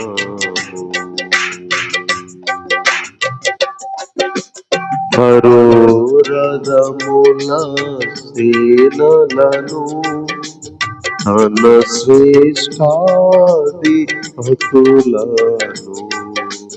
ఫరో రథముల సేనలను తన శ్రేష్ఠాధిపతులను ఎర్ర సముద్రములోన ముంచివేసె యెహోవా. ఎర్ర సముద్రములోన ముంచివేసె యెహోవా. యెహోవాను గానము దోపుడు సొమ్ము పంచుకొని ఆశ తీర్చుకొందును. దోపుడు సొమ్ము పంచుకొని ఆశ తీర్చుకొందునను. నా కత్తి దూసేదను అని శత్రువు అనుకొనెను. నా కత్తి దూసేదను అని శత్రువు అనుకొనెను. యెహోవాను గానము చేసేదను ఏకముగా మనకు రక్షకుడాయేను. ఆయనను వర్ణించెదను, ఆయనే దేవుడు మనకు. వేల్పులలోని సముడెవరు, పరిశుద్ధ మహనీయుడా. వేల్పులలోని సముడెవరు, పరిశుద్ధ మహనీయుడా. అద్భుతమైన పూజ్యోడా, వంటి దేవుడెవడు. అద్భుతమైన పూజ్యుడా, వంటి వాడెవడు.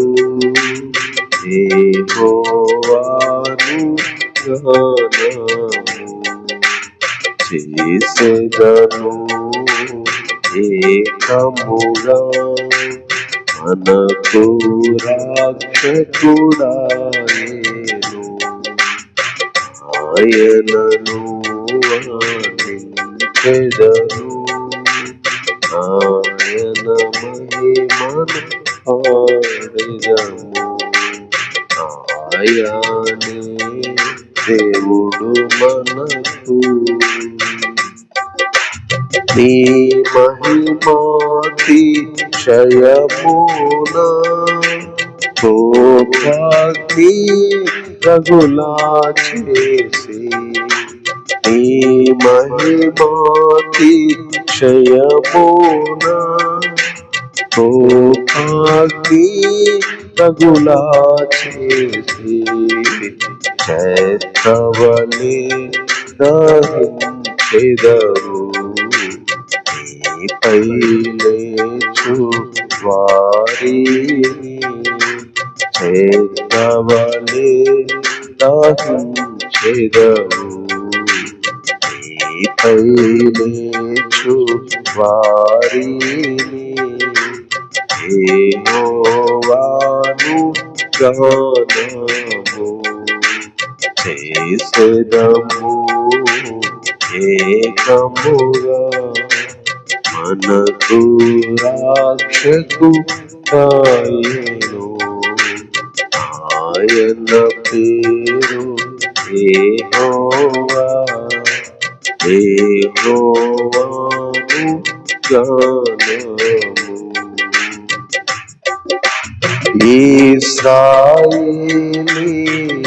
ఇశ్రాయేలీయులంతా ఎంతో సురక్షితముగా,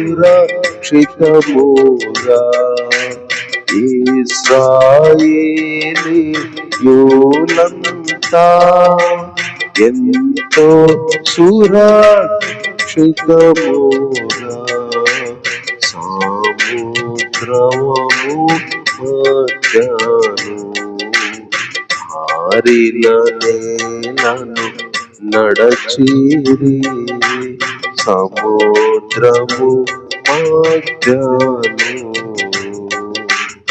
ఆరిన నేలను నడచిరి. యెహోవాను గానము చేసెదము ఏకముగా మనకు రక్షకుడాయేను.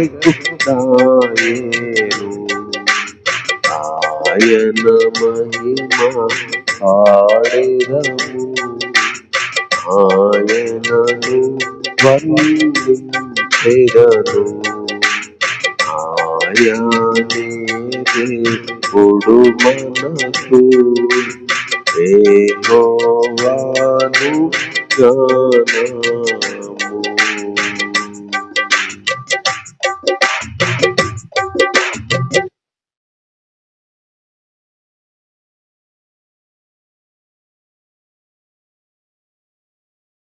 చిన్న వాక్యాన్ని చదువుకున్నాం. అపోస్తలుడైన పేతురు గారు రాసిన మొదటి పత్రిక 3వ అధ్యాయము 13వ వచనం చదివి, మీరు మంచి విషయంలో ఆసక్తి గలవారైతే మీకు హాని చేయువాడెవడు? మీరు ఒకవేళ నీతి నిమిత్తము శ్రమపడినను మీరు ధన్యులే. వారి బెదిరింపునకు భయపడకుడి, కలవరపడకుడి. చిన్న మాట ప్రార్థన చేసుకున్నాం. ప్రేమ కలిగిన పరలోక మహిమను నిరంతరము ధరించి నాయన సింహాసనం మీద పెద్దల చేత, కోట్ల కొలది దూతల చేత ప్రభా పొగడబడుతూ కూడా నాయన అల్పకాల పాపభోగాలతో బ్రతికే ఈ మానవాళిని ప్రభా నీ కుమారుడైన యేసుక్రీస్తు వారి రక్తం చేత ఎరుకొని పిలుచుకొని ప్రభా నీ బిడ్డలుగా చేసుకొని ఈ రోజుకి కూడా ప్రభా నీ అనుగ్రహాన్ని చూపిస్తూ నీ రాకడను ఆలస్యం చేస్తూ మాకు ఇస్తున్న ప్రతి దినాన్ని, రోజుని, అవకాశాన్ని బట్టి ఉన్నాను. ఈ వాక్యము జీవం కలిగింది ప్రభా. వాక్యం దగ్గరికి వచ్చినప్పుడు నువ్వు మాట్లాడతావు ప్రభా. వాక్యంలో మేము మిమ్మల్ని చూడగలుగుతున్నాము, నీ మాటను వినగలుగుతున్నాము. అది ఏ వ్యక్తి మాట కంటే, లోకంలో ఉన్న ఏ శక్తి కంటే కూడా ఎంతో బలాన్ని ఇచ్చేది ప్రభా, మార్పునిచ్చేది. అలాంటి నీ మాటల కోసం, మాటల్లో ఉన్న మీ కోసం మేము వచ్చాము. మాట్లాడితే వినగలిగే పరిశుద్ధాత్మ సహాయాన్ని దయచేయండి. చదువుకున్న లేఖన భాగాల్ని పరిశుద్ధాత్మ దేవ రోజు పేతురు గారి చేత రాయించిన మీరే విషయాలను మాలోకి, మా హృదయంలోకి తీసుకెళ్ళమని ప్రార్థన మా రక్షకుడైన యేసుక్రీస్తు నామములోనే ప్రార్థించి వేడుకుంటున్నాము తండ్రి. ఆమేన్. పేతురు గారు ఈ పత్రిక రాస్తూ వచ్చాడు. ఈ పత్రిక రాయడంలో ఉన్న ఉద్దేశము విశ్వాసంలో ఉన్న మొదటి శతాబ్దపు సంఘము శ్రమల వల్ల, అగ్ని పరీక్షల వల్ల, శోధనల వల్ల నిలబడలేక కొన్నిసార్లు చెదిరిపోయారు, పారిపోయారు, వేరే దేశాలకు వెళ్ళిపోయారు. ఆ చెదిరిపోయిన వారిలో దేవునిలో ఉన్న వారి కోసం అని చెప్పి ఆయాల్సి వచ్చింది. మనకు దేవుడు స్వాస్థ్యం ఇచ్చాడు. అట్ ద సేమ్ టైం ఆ స్వాస్థ్యము పొందేంత వరకు మన విశ్వాసం పరీక్షల గుండా వెళ్ళాలని చెప్పి మొదటి అధ్యాయాన్ని రాస్తూ వచ్చినాడు. చాలా విషయాలు 2, 3, 4 అధ్యాయాల్లో మరి సంఘానికి చెప్తూ వచ్చాడు. మెయిన్ గా అగ్ని వంటి శోధనలు, శ్రమలు సంఘం ఎదుర్కొంటున్నప్పుడు 4వ అధ్యాయంలో కూడా చెప్తూ వచ్చాడు. అంటే సందర్భం మనకు అర్థమవుతుంది ఎప్పుడు రాయబడింది అనేది. సందర్భము మనకు అర్థమైనప్పుడు రాసిన వ్యక్తి ఉద్దేశం మనకు అర్థమవుతుంది. సంఘము శ్రమలకి, విశ్వాసానికి కలిగే పరీక్షలకి, అగ్ని వంటి శోధనలకి వెళ్తున్న పరిస్థితుల్లో ప్రభు ఎలా కోరుకొని, పిలుచుకొని మరి కట్టుకున్నాడు, ఆ విషయాలు తెలియజేస్తూ చాలా విషయాలు రాస్తూ వచ్చినాడు.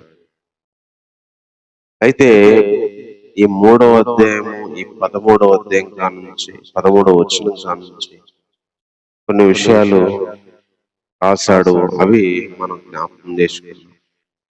మొదటి విషయాన్ని 13వ అధ్యాయంలో చెప్తున్నాడు. మీరు మంచి విషయంలో ఆసక్తి కలవారైతే మీకు హాని చేయువాడెవడు? ఒకవేళ నీతి నిమిత్తం శ్రమపడినా మీరు ధన్యులే. వారి బెదిరింపునకు భయపడకుడి, కలవరపడకూడదు. ఈ మొదటి విషయంలో రెండు విషయాలు అడ్డేస్తున్నాడు. మంచి విషయంలో ఆసక్తి కలిగి ఉండమని చెప్తూనే, మంచి విషయంలో ఆసక్తి కలిగి ఉంటే హాని చేయగలిగిన వాడు ఎవడు అని చెప్తూనే, ఒకవేళ హాని చేసినా బెదిరించినా ధన్యులే, కలవరపడొద్దు అని చెప్తున్నారు. ఆ రోజు సంఘము క్రీస్తు కోసం జీవించడంలో, జీవిస్తున్నప్పుడు కలిగే ఆ శ్రమల్లో జీవించాలా వదిలిపెట్టాలా అన్న పరిస్థితి మనకు కనిపించింది. అందుకని కొన్నిసార్లు మంచి విషయంలో ఆసక్తి కలిగి ఉంటే హాని చేయగలిగే వాళ్ళు ఉండరు.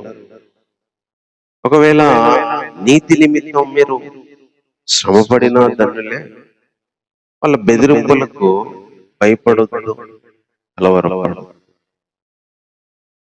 విశ్వాస జీవితంలో గుర్తుపెట్టుకోగలిగిన విషయం, మంచి చేసుకుంటూ వెళ్తుంటే, మంచి విషయాల్లో ఆసక్తి ఉంటే, ఆ మంచి విషయాల కోసం ఎవరు బెదిరించినా, ఎవరు కలవరపెట్టినా, లేదా ఎవరు శ్రమ పెట్టినా, మంచి విషయంలో ఆసక్తిని అనేది వదిలిపెట్టకూడదు అనే ఒక భావన ఈ వచనాల్లో తెలియజేస్తున్నాడు. మంచి విషయాల్లో ఆసక్తి కలిగి ఉంటే జనరల్ గా ఎవరు హాని చేయరు. మనకు తెలిసి లోకంలో మంచి పనులు చేస్తే ఎవరు పట్టరు, తిట్టరు.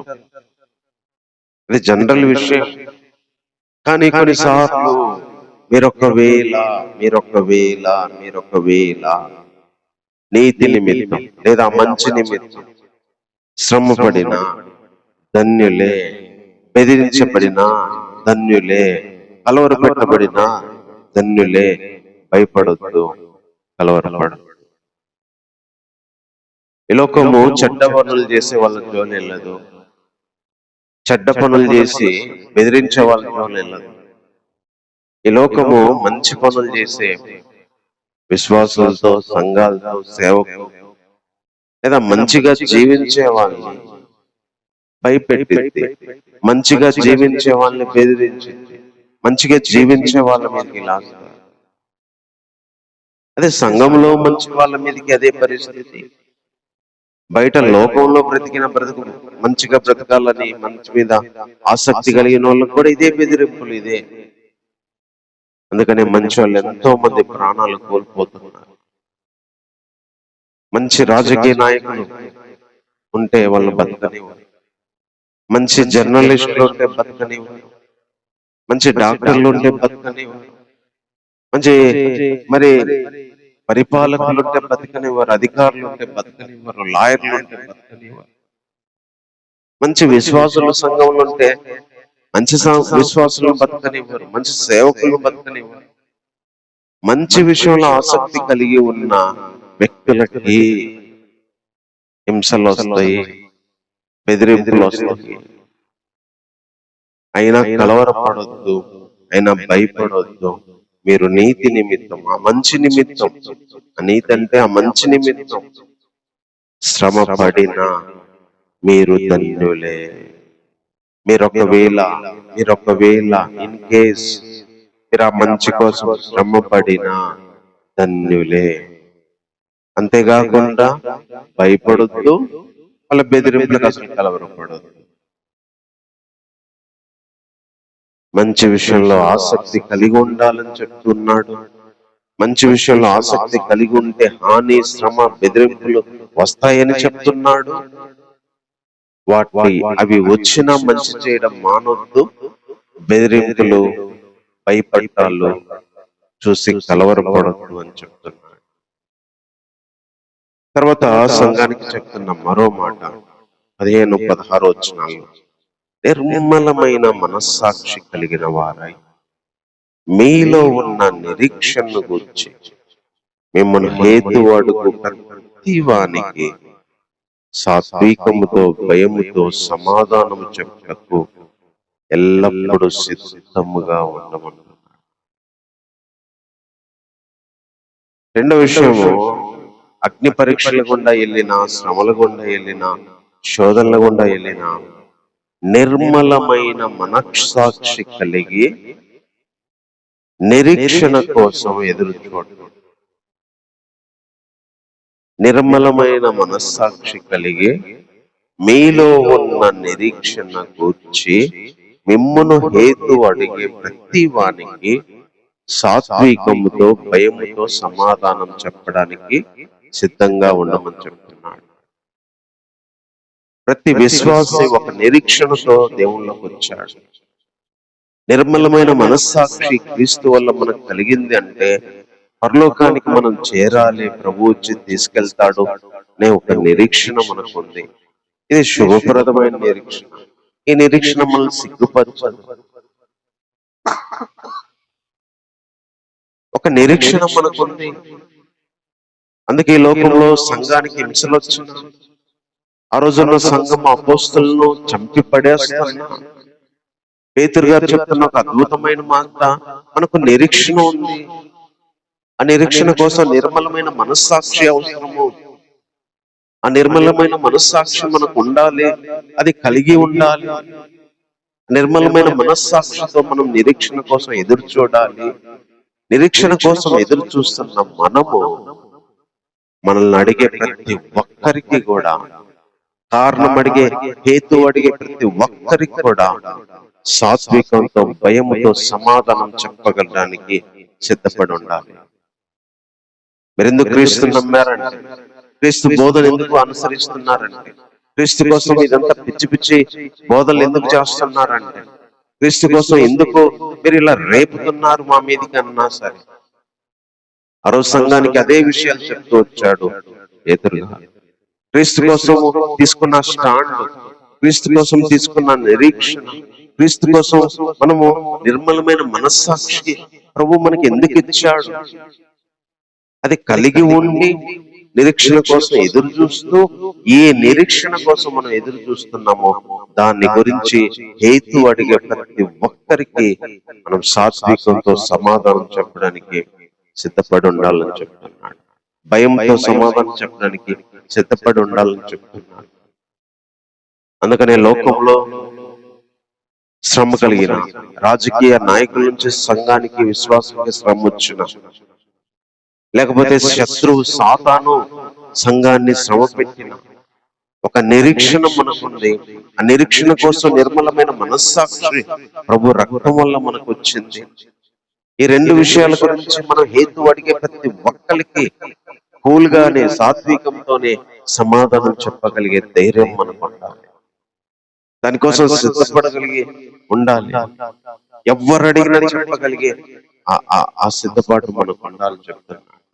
మనము అందుకే ఎందుకు చెప్తాడు, మనం నిరీక్షణ గలవారమై రక్షించబడుతుంది. నిరీక్షణ కనిపించినప్పుడు నిరీక్షణతో పని ఉండదు. నిరీక్షించింది వచ్చినప్పుడు నిరీక్షణతో పని ఉండదు. అది ఇంకా రాలేదు కాబట్టి మనం ఓపికతో కనిపెట్టుదామని రోమపత్రికలో పౌలు గారు చెప్తూ వచ్చాడు. ఒక నిరీక్షణ ఉంది, దేహ విమోచన ఉంది, ఈ సృష్టి విమోచన ఉంది. ఈ లోకం అడిగిన, లోకంలో ఉన్న ఎంతో మంది అడిగిన క్రీస్తు ఏంటి, దేవుడేంటి, మతమేంటి అని అడిగిన దాని గురించి సమాధానం చెప్పడానికి, అది కూడా సాత్వికంతో, భయముతో చెప్పగలిగే విధంగా ఉండమని చెప్తా ఉన్నాడు. అంతేకాకుండా మీ హృదయముల యందు క్రీస్తును ప్రభువుగా ప్రతిష్ఠించుడి, అప్పుడు మీరు దేని విషయమై దుర్మార్గులు అని దూషించబడుతురో దాని విషయమై క్రీస్తునందున్న మీ సత్ప్రవర్తన మీద అపనింద వేయువారు సిగ్గుపడుతారు. పేతురు గారు చెప్పిన అమూల్యమైన మాటల్లో ఇంకొక మాట ఏంటంటే, క్రీస్తును మీ హృదయాల్లో ప్రభువుగా పెట్టుకోండి. అంతే. క్రీస్తే మీ దేవుడు, క్రీస్తే మీ ప్రభు. ఆయన ఎట్లా చెప్తే అట్లా వినాలి, అటు నడుచుకోమంటే అటు నడుచుకోండి. ప్రభువే మీకు ఎక్కువ. రాజు ఎక్కువ కాదు, నాయకుడు ఎక్కువ కాదు, పరిపాలకులు ఎక్కువ కాదు. క్రీస్తే మీకు. బెదిరించే వాళ్ళు, చట్టాలు ఇవి కాదు. అరో సంఘాన్ని హింసిస్తున్న పరిస్థితిని బట్టి వాళ్ళకి చెప్పిన మాట, క్రీస్తును ముందు మీకు ప్రభువుగా పెట్టేసుకోండి మీ హృదయంలో. పెట్టుకున్న తర్వాత మిమ్మల్ని దేని విషయంలో దుర్మార్గులు అని మీ మీద నిందలేస్తున్నారు చూడండి, మిమ్మల్ని దుర్మార్గులని మిమ్మల్ని దూషిస్తున్నారో, వాళ్ళు మీలో ఉన్న క్రీస్తుని బట్టి నడుచుకొని మీ ప్రవర్తన చూసి మీ మీద అపనిందలేసే వాళ్ళందరూ సిగ్గుపడతారని చెప్తున్నాడు. ఒక అద్భుతమైన విషయాన్ని ఆ రోజు సంఘానికి తెలియజేస్తూ వచ్చాడు. క్రీస్తును ప్రభువుగా పెట్టుకోండి, క్రీస్తు చెప్పినట్టు, క్రీస్తు చేసినట్టు, క్రీస్తు బోధించినట్టు జీవించినట్టు, క్రీస్తు లాగా మీరు చేయండి. అందుకని ఆ రోజు యాజకులు, ప్రధానాలు వీళ్ళు తీసుకెళ్లి పేతురును, యోహాను నిలబెట్టి బోధించొద్దు, ప్రకటించొద్దు అంటే మేము మీ మాట వినడం న్యాయమా, క్రీస్తు మాట వినడం న్యాయమా చెప్పకుండా ఉండలేమన్నాడు. మీరేంది ఈ మనిషిని అర్థే మా మీదకి తెచ్చుకొచ్చి మీ బోధతో నింపుతున్నారు అని అంటే, అవును మీ చంపేసిన వ్యక్తి అని చెప్పి పేతురు గారు చెప్తూ వచ్చినాడు. అంటే వాళ్ళు క్రీస్తును పెట్టుకున్నారు, ఈ నామములు తప్ప రక్షణ లేదు, ఇక మీరు తీసేసిన ఆ వ్యక్తే ప్రభు అయ్యాడు, ఆయనే రక్షకుడు అయ్యాడు, ఆయన గురించి మేము చెప్పకుండా ఉండలేమని క్రీస్తును అపోస్తలులు, పేతురు గారు తమ హృదయంలో ప్రభువుగా పెట్టుకున్నారు. బెదిరించిన, కొట్టిన, జైళ్ళల్లో వేసిన, చంపిన ఖడ్గాలతో కూడా వాళ్ళు క్రీస్తును ప్రభువుగా తీసివేయలేదు. క్రీస్తు కోసం మీరు దుర్మార్గులు అని చెప్పి తిరుగుతా ఉన్నారు, క్రీస్తుని బట్టి వాళ్ళు దూషిస్తున్నారు, క్రీస్తుని నమ్మారని చెప్పి దూషించారు, దుర్మార్గులు అంటున్నారు. అప్పుడు పేతురు గారు చెప్పిన మంచి సలహా ఏంటంటే, మీరు ప్రభువుగా క్రీస్తుని పెట్టుకోండి, క్రీస్తులాగా నడిచే మీ ప్రవర్తన చూసి మీ మీద అపనిందలు వేసే వాళ్ళందరూ సిగ్గుపడతారు. దేని విషయంలో వాళ్ళు దుర్మార్గులను దూషిస్తున్నారో దాని విషయంలో క్రీస్తు నందున్న నీ ప్రవర్తన చూసి, క్రీస్తు చెప్పిన దాని ప్రకారం జీవించే నీ జీవితాన్ని చూసి నీ మీద వేసే వాళ్ళందరూ సిగ్గుపడతారు. అందుకని ఆ రోజు స్టెఫనును చంపుతున్నారు, కారణం లేదు. ఆ రోజు యేసును చంపుతున్నారు, కారణాలు లేవు. దుర్మార్గుడు సిలువేయమన్నారు, రాళ్లతో కొట్టారు స్టెఫెన్ని, పేతురునైతే పట్టుకున్నారు, వేశారు, పౌలు గారిని అయితే మురికి పెంటగా ఎంచారు. వీళ్ళని ఏ రోజు లెక్కలో వేసుకోలేదు అప్పుడున్న సంఘము, అప్పుడున్న క్రైస్తవులైన, యూదులైనా లేదా అన్యజనులైనా. క్రీస్తును ప్రభుగా పెట్టుకొని జీవించే వాళ్ళను ఆ రోజు ఎంతో వేదన గురి చేశారు, దుర్మార్గులని దూషిస్తున్నారు.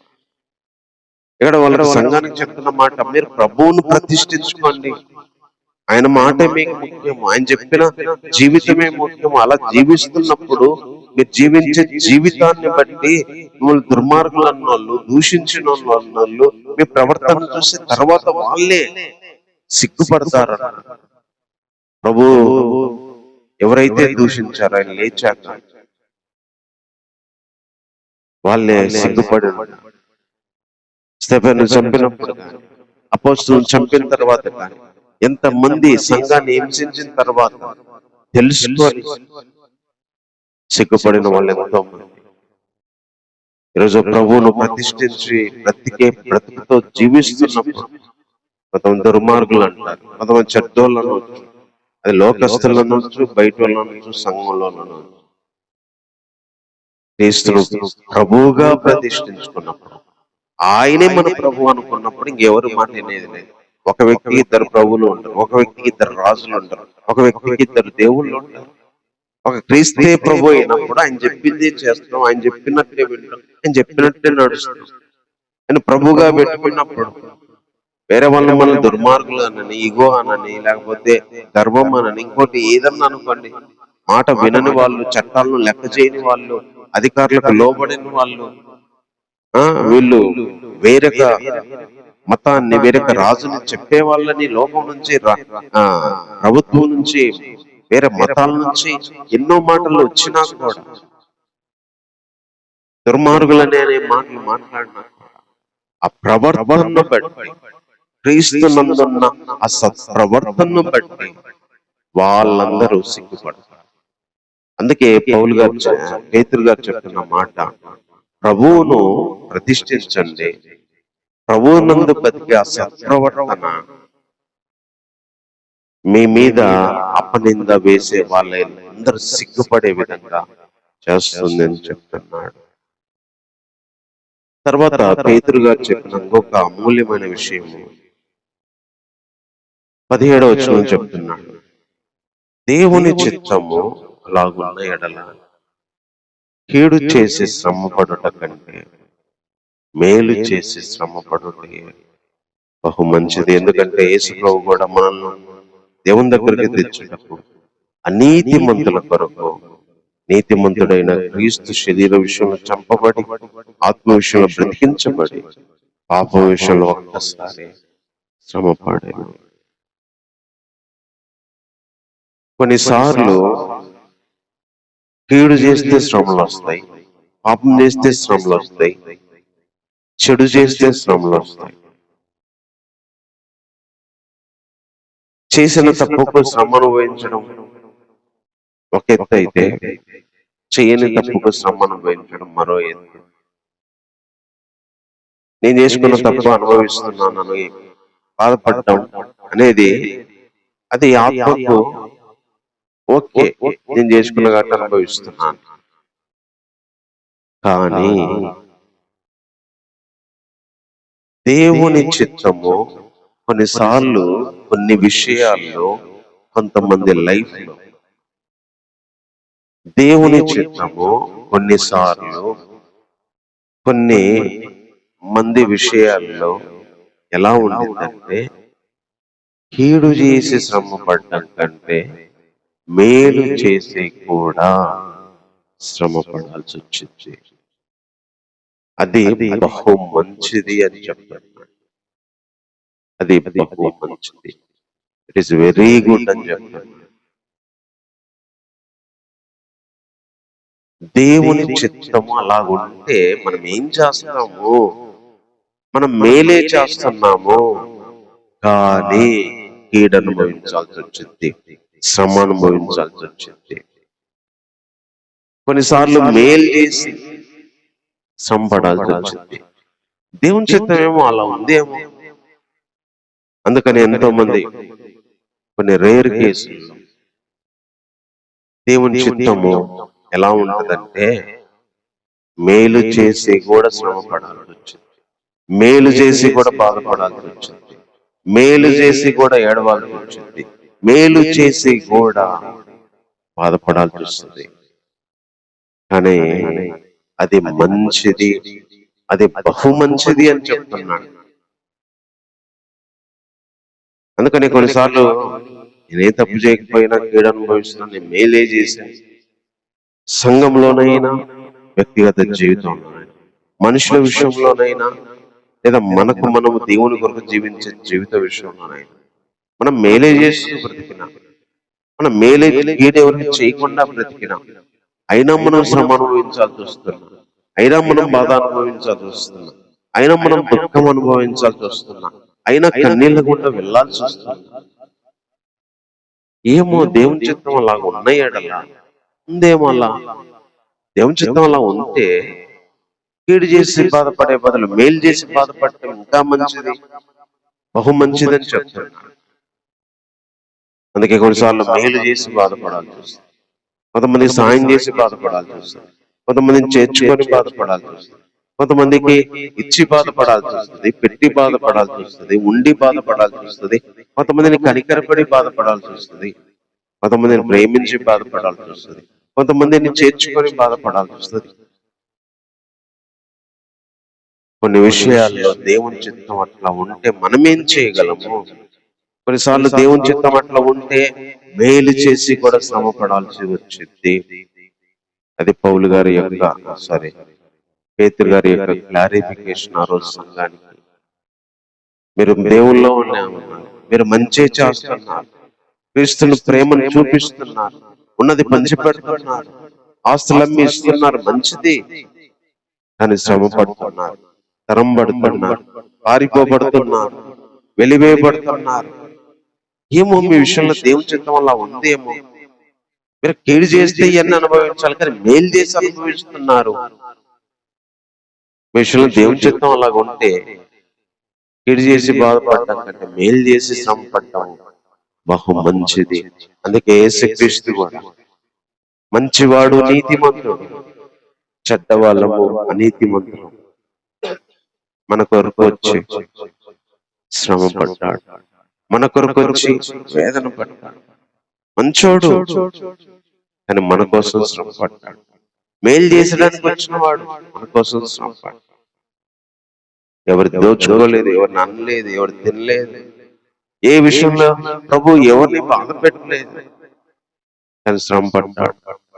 మరణపు వేదనలు ఆయన శరీరాన్ని బాధించి, కాళ్ళను చేతులను తలను బాధించినాయి, మానసికంగా బాధించినాయి, మాటలు బాధించినాయి, అవమానం బాధించింది, ఎగతాళ్ళు బాధించినాయి, మరణం వరకు మౌనము వహించాడు, శ్రమను సహించాడు, సిలువను సహించాడు. అందుకే 4:1 చెప్తున్నాడు, క్రీస్తు శ్రమ పడిన గనుక మీరు అట్టి ఆయుధమును అట్టి మనసును ఆయుధంగా ధరించుకోమన్నాడు. ఎగ్జాంపుల్ క్రీస్తు గురించి చెప్తున్నాడు. అనీతిమంతుల కోసం శ్రమ పడటమే కాదు, అనీతిమంతుల కోసం శ్రమ పడిన ఆయన. ఇలాంటి మనసు పెట్టుకోండి. మేలు చేస్తున్న మీకు బాధలు వస్తున్నా, క్రీస్తులో ఉన్న బాధలు వస్తున్నా, క్రీస్తులో ఉన్న శ్రమలు వస్తున్నా, క్రీస్తులో ఉన్న వస్తున్నాయంటే క్రీస్తు శ్రమ పడ్డాడు, క్రీస్తు బాధపడ్డాడు, క్రీస్తు వేదన అనుభవించాడని చెప్పి. క్రీస్తే ఒకసారి అనీతిమంతుల కోసం అంత అనుభవించినప్పుడు మనం కూడా అనీతిమంతుల కోసం, మేలు చేయని వాళ్ళ కోసం, లోకస్తుల కోసం, చెడ్డవారి కోసం, పనికిమాలిన వాళ్ళ కోసం, మోసం చేసే వాళ్ళ కోసం, వాడుకునే వాళ్ళ కోసం, అవసరానికి వినియోగించుకునే వాళ్ళ కోసం కొన్నిసార్లు శ్రమ పడక తప్పదు, శ్రమ పడాల్సి వచ్చింది. అదే క్రీస్తు కూడా అలా అనుభవించాడు, మనం కూడా అనుభవించాలి. ఎందుకంటే అది బహు మంచిది అని చెప్తున్నాడు. బహుశా అది మన విషయంలో దేవుని చిత్తమేమో. క్రీస్తు శ్రమ పడడం దేవుని చిత్తమైనట్టుగా అనీతిమంతుల కోసం, అలాగే మనం కూడా కొన్నిసార్లు అలాంటి అనీతిమంతుల కోసం, అలాంటి మనుషుల కోసం శ్రమ పడాల్సి వచ్చింది, పోరాటాలు అనుభవించాల్సి వచ్చింది, అవమానాలు అనుభవించాల్సి వచ్చింది, వేదన అనుభవించాల్సి వచ్చింది. కొన్నిసార్లు అది మంచిది అని చెప్తున్నాడు. అది ఆయుధంగా ఆ మనసును ధరించుకోండి అని చెప్తూ వచ్చారు. కాబట్టి పేతురు గారు చెప్పిన ఈ యొక్క విషయాలు మంచి విషయంలో ఆసక్తి కలిగి ఉంటే హాని చేయరు, కానీ చేసే వాళ్ళు ఉంటారు. కానీ బెదిరించొద్దు, బెదిరించిన భయపడొద్దు, కలవరపడద్దు అని చెప్తున్నాడు. మనకు ఒక నిరీక్షణ ఉంది, దానికోసం నిర్మలమైన మనస్సాక్షితో బతుకుతున్నాం. అడిగే వాళ్ళందరికీ సమాధానంతో, సాత్వికంతో వాళ్ళకి సమాధానం చెప్పగలగాలి అని చెప్తున్నాడు. క్రీస్తును ప్రభుగా ప్రతిష్ఠించుకొని మన సత్ప్రవర్తనతో బ్రతికితే దుర్మార్గులను దూషించే వాళ్ళందరూ, అపనింద వేసే వాళ్ళందరూ సిగ్గుపడతారు అని చెప్తున్నాడు. కొన్నిసార్లు ఇంకా మేలు చేసి కూడా దేవుని చిత్తం ఉంటే బాధపడాల్సి వస్తుంది. అయినా మనం క్రీస్తులాగా దాన్ని తీసుకోవాలి, ఆ మనస్సును ధరించుకోవాలని చెప్తూ ఉన్నాడు. ఈరోజు మన విశ్వాసానికి ఇలాంటి అమూల్యమైన విషయాలు అగ్ని వల్ల, శోధనల వల్ల, పరీక్షల వల్ల కాలిపోతున్నప్పుడు, మరి వింత జరుగుతున్నప్పుడు, వింత ఉన్నట్టుగా అనిపించినప్పుడు జీవితం మంచి చేస్తూ బ్రతుకుతున్నా, నిర్మలమైన మనస్సాక్షితో బ్రతుకుతున్నా, క్రీస్తును ప్రభువుగా పెట్టుకొని బ్రతుకుతున్నా, మేలు చేసి బాధపడుతూ బ్రతుకుతున్నా, ఈ పరిస్థితుల్లో మనం ఎలా బ్రతకాలో, ఈ పరిస్థితుల్లో ఎలాంటి ఉద్దేశాన్ని మనం కలిగి ఉండాలో పేతురు గారు ఆ రోజు సంఘానికి, చెదరిన విశ్వాసులకి, శ్రమలు పరీక్షలు ఎదుర్కొంటున్న విశ్వాసులకు చెప్పినట్టు ఈరోజు మనతో కూడా ఏ మాటలు చెప్తున్నాడు. ఈ మాటలను మనకి సంఘం ఆ రోజు విని ఆ పరీక్షల్లో నిలబడి చివరికి అగ్నిలో కాల్చబడి కూడా ప్రభు కొరకు మరణించినట్టుగా మన విశ్వాసంలో ఎదురయ్యే ప్రతి దానిలో కూడా మంచి మనస్సాక్షి, మంచి ఆసక్తి. తర్వాత క్రీస్తే ప్రభు, వేరే మనకి ఏం అవసరం లేదు. కొన్నిసార్లు దేవుని చిత్తం అట్లా ఉంటే మేలు చేసి కూడా పడాలి, బాధ శ్రమ అనుభవించాలి. క్రీస్తే పట్టాడు, క్రీస్తు ఆ మనసు ధరించుకున్నాడు. ఇలా మనము కూడా ఏ పరిస్థితుల గుండా వెళ్తున్నప్పుడు, ఈ శోధనల గుండా వెళ్తున్నప్పుడు, ఈ వింతల గుండా వెళ్తున్నప్పుడు ఈ విషయాలను మనం కలిగి ఉండాలని పేతురు గారు రోజు మనకు కూడా గుర్తు చేస్తా ఉన్నాడు. ఈ మాటలు బట్టి ప్రార్థన చేసుకుంటాం. ప్రేమ కలిగిన ఆయన నీకు వందనాలు ప్రభువా. మంచి విషయంలో ఆసక్తి అంటే నీతి కోసము ఆకలి దప్పులు ప్రభువా. మా ప్రభు అయిన యేసుక్రీస్తు వారు మాకు ఇచ్చే ఆ మంచి నీతి కోసం మేము వెళ్తున్నప్పుడు ప్రభువా, బెదిరింపులైనా, దేవా శ్రమలైనా, అది లోకం నుంచి వచ్చిన, సంఘం నుంచి వచ్చిన, కుటుంబాల నుంచి వచ్చిన మంచి విషయంలో ఆసక్తిని వదిలిపెట్టకుండా సహాయం చేయాలి. అంతేకాకుండా నిర్మలమైన మనస్సాక్షితో, నిరీక్షణతో ఎదురు చూడటానికి సహాయం చేయాలి. ఒక నిరీక్షణతో ఎప్పుడు మా మనస్సాక్షిని నిర్మలంగా ఉంచుకోవడానికి మీరు కృప చూపించండి దేవా. ఈ నిర్మలమైన మనస్సాక్షిని ధరించి హేతు అడిగే ప్రతి ఒక్కరికి సమాధానం చెప్పగలగడానికి మాకు అసాత్వికాన్ని దయచి, మాకు ఒక నిరీక్షణ, దానికోసం మాకు నిర్మలమైన మనస్సాక్షిని ఇచ్చింది నీ రక్తం ప్రభావ. నీ రక్తం చేత శుద్ధి చేసి నిర్మలమైన మనస్సాక్షి ఇచ్చినప్పుడు ప్రభావ దాన్ని కాపాడుకోవడానికి సహాయం చేయండి. రోజు మా జీవితాల్లో క్రీస్తునే ప్రభువుగా పెట్టుకోవడానికి, క్రీస్తే మా నాయకుడిగా, క్రీస్తే మా బోధకుడిగా, క్రీస్తే మా మాదిరిగా, క్రీస్తే మా లైఫ్ స్టైల్ అవడానికి సహాయం చేయండి. ఆ క్రీస్తులో ఉన్న ప్రవర్తనను చూసి వాళ్ళు దూషించేవాళ్ళు, దుర్మార్గులు అనేవాళ్ళు ఆ ప్రవర్తనను చూసి సిగ్గుపడే విధంగా ప్రభావం చేయండి దేవా. కొన్నిసార్లు మేలు చేసి కూడా శ్రమ పడాలి, మేలు చేసి కూడా బాధించబడాలి. అనీతిమంతుల కోసం నీతిమంతుడు శ్రమ పడినట్టుగా మీరు ప్రభా మేము కూడా కృతజ్ఞత లేని వారి కోసం, ఆయన మోసం చేసే వాళ్ళ కోసం, అన్యాయం చేసే వాళ్ళ కోసం, నిలబెట్టుకోలేని వాళ్ళ కోసం దేవ, కొన్నిసార్లు మేలు చేసి కూడా దేవ, మంచి చేసి కూడా శ్రమ పడేటప్పుడు మీ కృపను మాకు దయచేయండి. ఒకవేళ మా జీవితాలు అలాంటి పరిస్థితులు మీరు అనుమతించినప్పుడు దేవుడు ఆ శ్రమలో మీ సహాయాన్ని కోరుతూ ముందుకెళ్ళడానికి సహాయం చేయండి. ఇంతవరకు ఆరాధనలు సహాయం చేసినందుకే వందనాలు ప్రభా. మీరు ఇచ్చిన మాటల కోసమే వందనాలు, వాక్య తలంపుల కోసమే వందనాలు, ఆరాధన పాటల తలంపుల కొరకే వందనాలు ప్రభా. ఇంతవరకు సహాయం చేసి ఆరాధన దీవెనకరంగా జరిగించినందుకై వందనాలు. వారం అంతా ప్రభా చూపించారు. ఆరోగ్యపరంగా, ఆహారపరంగా, ఆర్థిక పరంగా సహాయం చేశారు దేవా. ఈ వారం అంతా కూడా నీ కృప, నీ సహాయాన్ని దయచేయండి. నీ సన్నిధిని అనుభవించడానికి ప్రతిరోజు ప్రభా ఈ ప్రత్యక్షతలు ఇవ్వండి దేవా. కృపనివ్వండి. ఈ సన్నిధిలో గడిపే విధంగా మనస్సును చేయమని కోరుతున్నాను నా ప్రభా.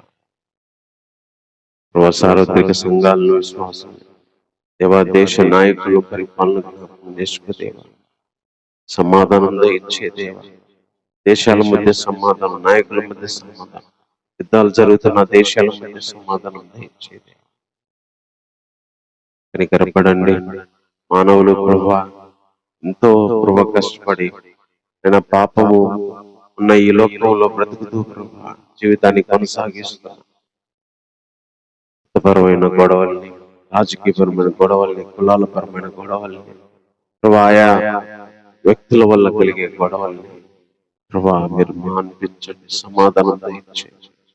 పాపం విస్తరిస్తుంది ప్రభా, ఈ కృప విస్తరింపచేయండి. ఎంతో మంది నీ ప్రేమకి, నీ స్వార్థకి దూరంగా ఉన్నాను. వారి విషయంలో కనికరించండి దేవా. ఆ రీతిగా జీవించడానికి ప్రభా నీ రక్తంలో వారు కడుక్కోవడానికి ప్రభా చూపించండి. ఇంతవరకు సాయం చేసినందుకే వందనాలు. మా దేవుడు నాయన, మా రక్షకుడు. అంతేకాకుండా ఆయన నూతన నిబంధన సంఘంలో ప్రభా నిరీక్షణ కలిగిన వ్యక్తులుగా, నీతి కలిగిన వ్యక్తిగా, మనస్సాక్షి కలిగిన వ్యక్తిగా, నీతి కోసం శ్రమపడే వ్యక్తిగా క్రీస్తును మేము అనుసరించడానికి సాయం చేయండి. ఆరాధనలు ఇంతవరకు సాయం చేసినందుకు వందనాలు ప్రభా. ఈ వారం అంతా కూడా మీరు మాతో ఉండి ఆత్మీయపరంగా, శరీరపరంగా, ఆరోగ్యపరంగా, మానసికంగా కావాల్సిన ప్రతి సహాయాన్ని దయచేయండి దేవా. అనే విషయాలు మీరే మరోసారి మాతో ఉండి నడిపించేందుకే హృదయపూర్వకంగా వందనాలు చెల్లిస్తూ తెచ్చిన ప్రతి దాని కొరకయ్యా హృదయపూర్వకంగా వందనాలు. నడిపిండి కొరకై వందనాలు, మీ సన్నిధి కొరకై వందనాలు. ప్రతి విషయంలో నీకేమి ఇచ్చి నీ రుణాన్ని తీర్చుకోలేదు. ఈ ప్రార్థన మరక్షకుడైన యేసుక్రీస్తు వారి నామములో ప్రార్థించి వేడుకుంటున్నాము తండ్రి.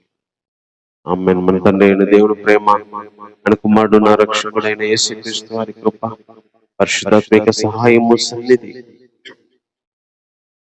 వాక్య ప్రకారం చేయడానికి మనకు సార్వత్రిక సంఘానికి, ప్రభులోకి రాబోయే వారికి, భూమి మీద ఉన్న వారికి తోడైన నడిపించుగాక.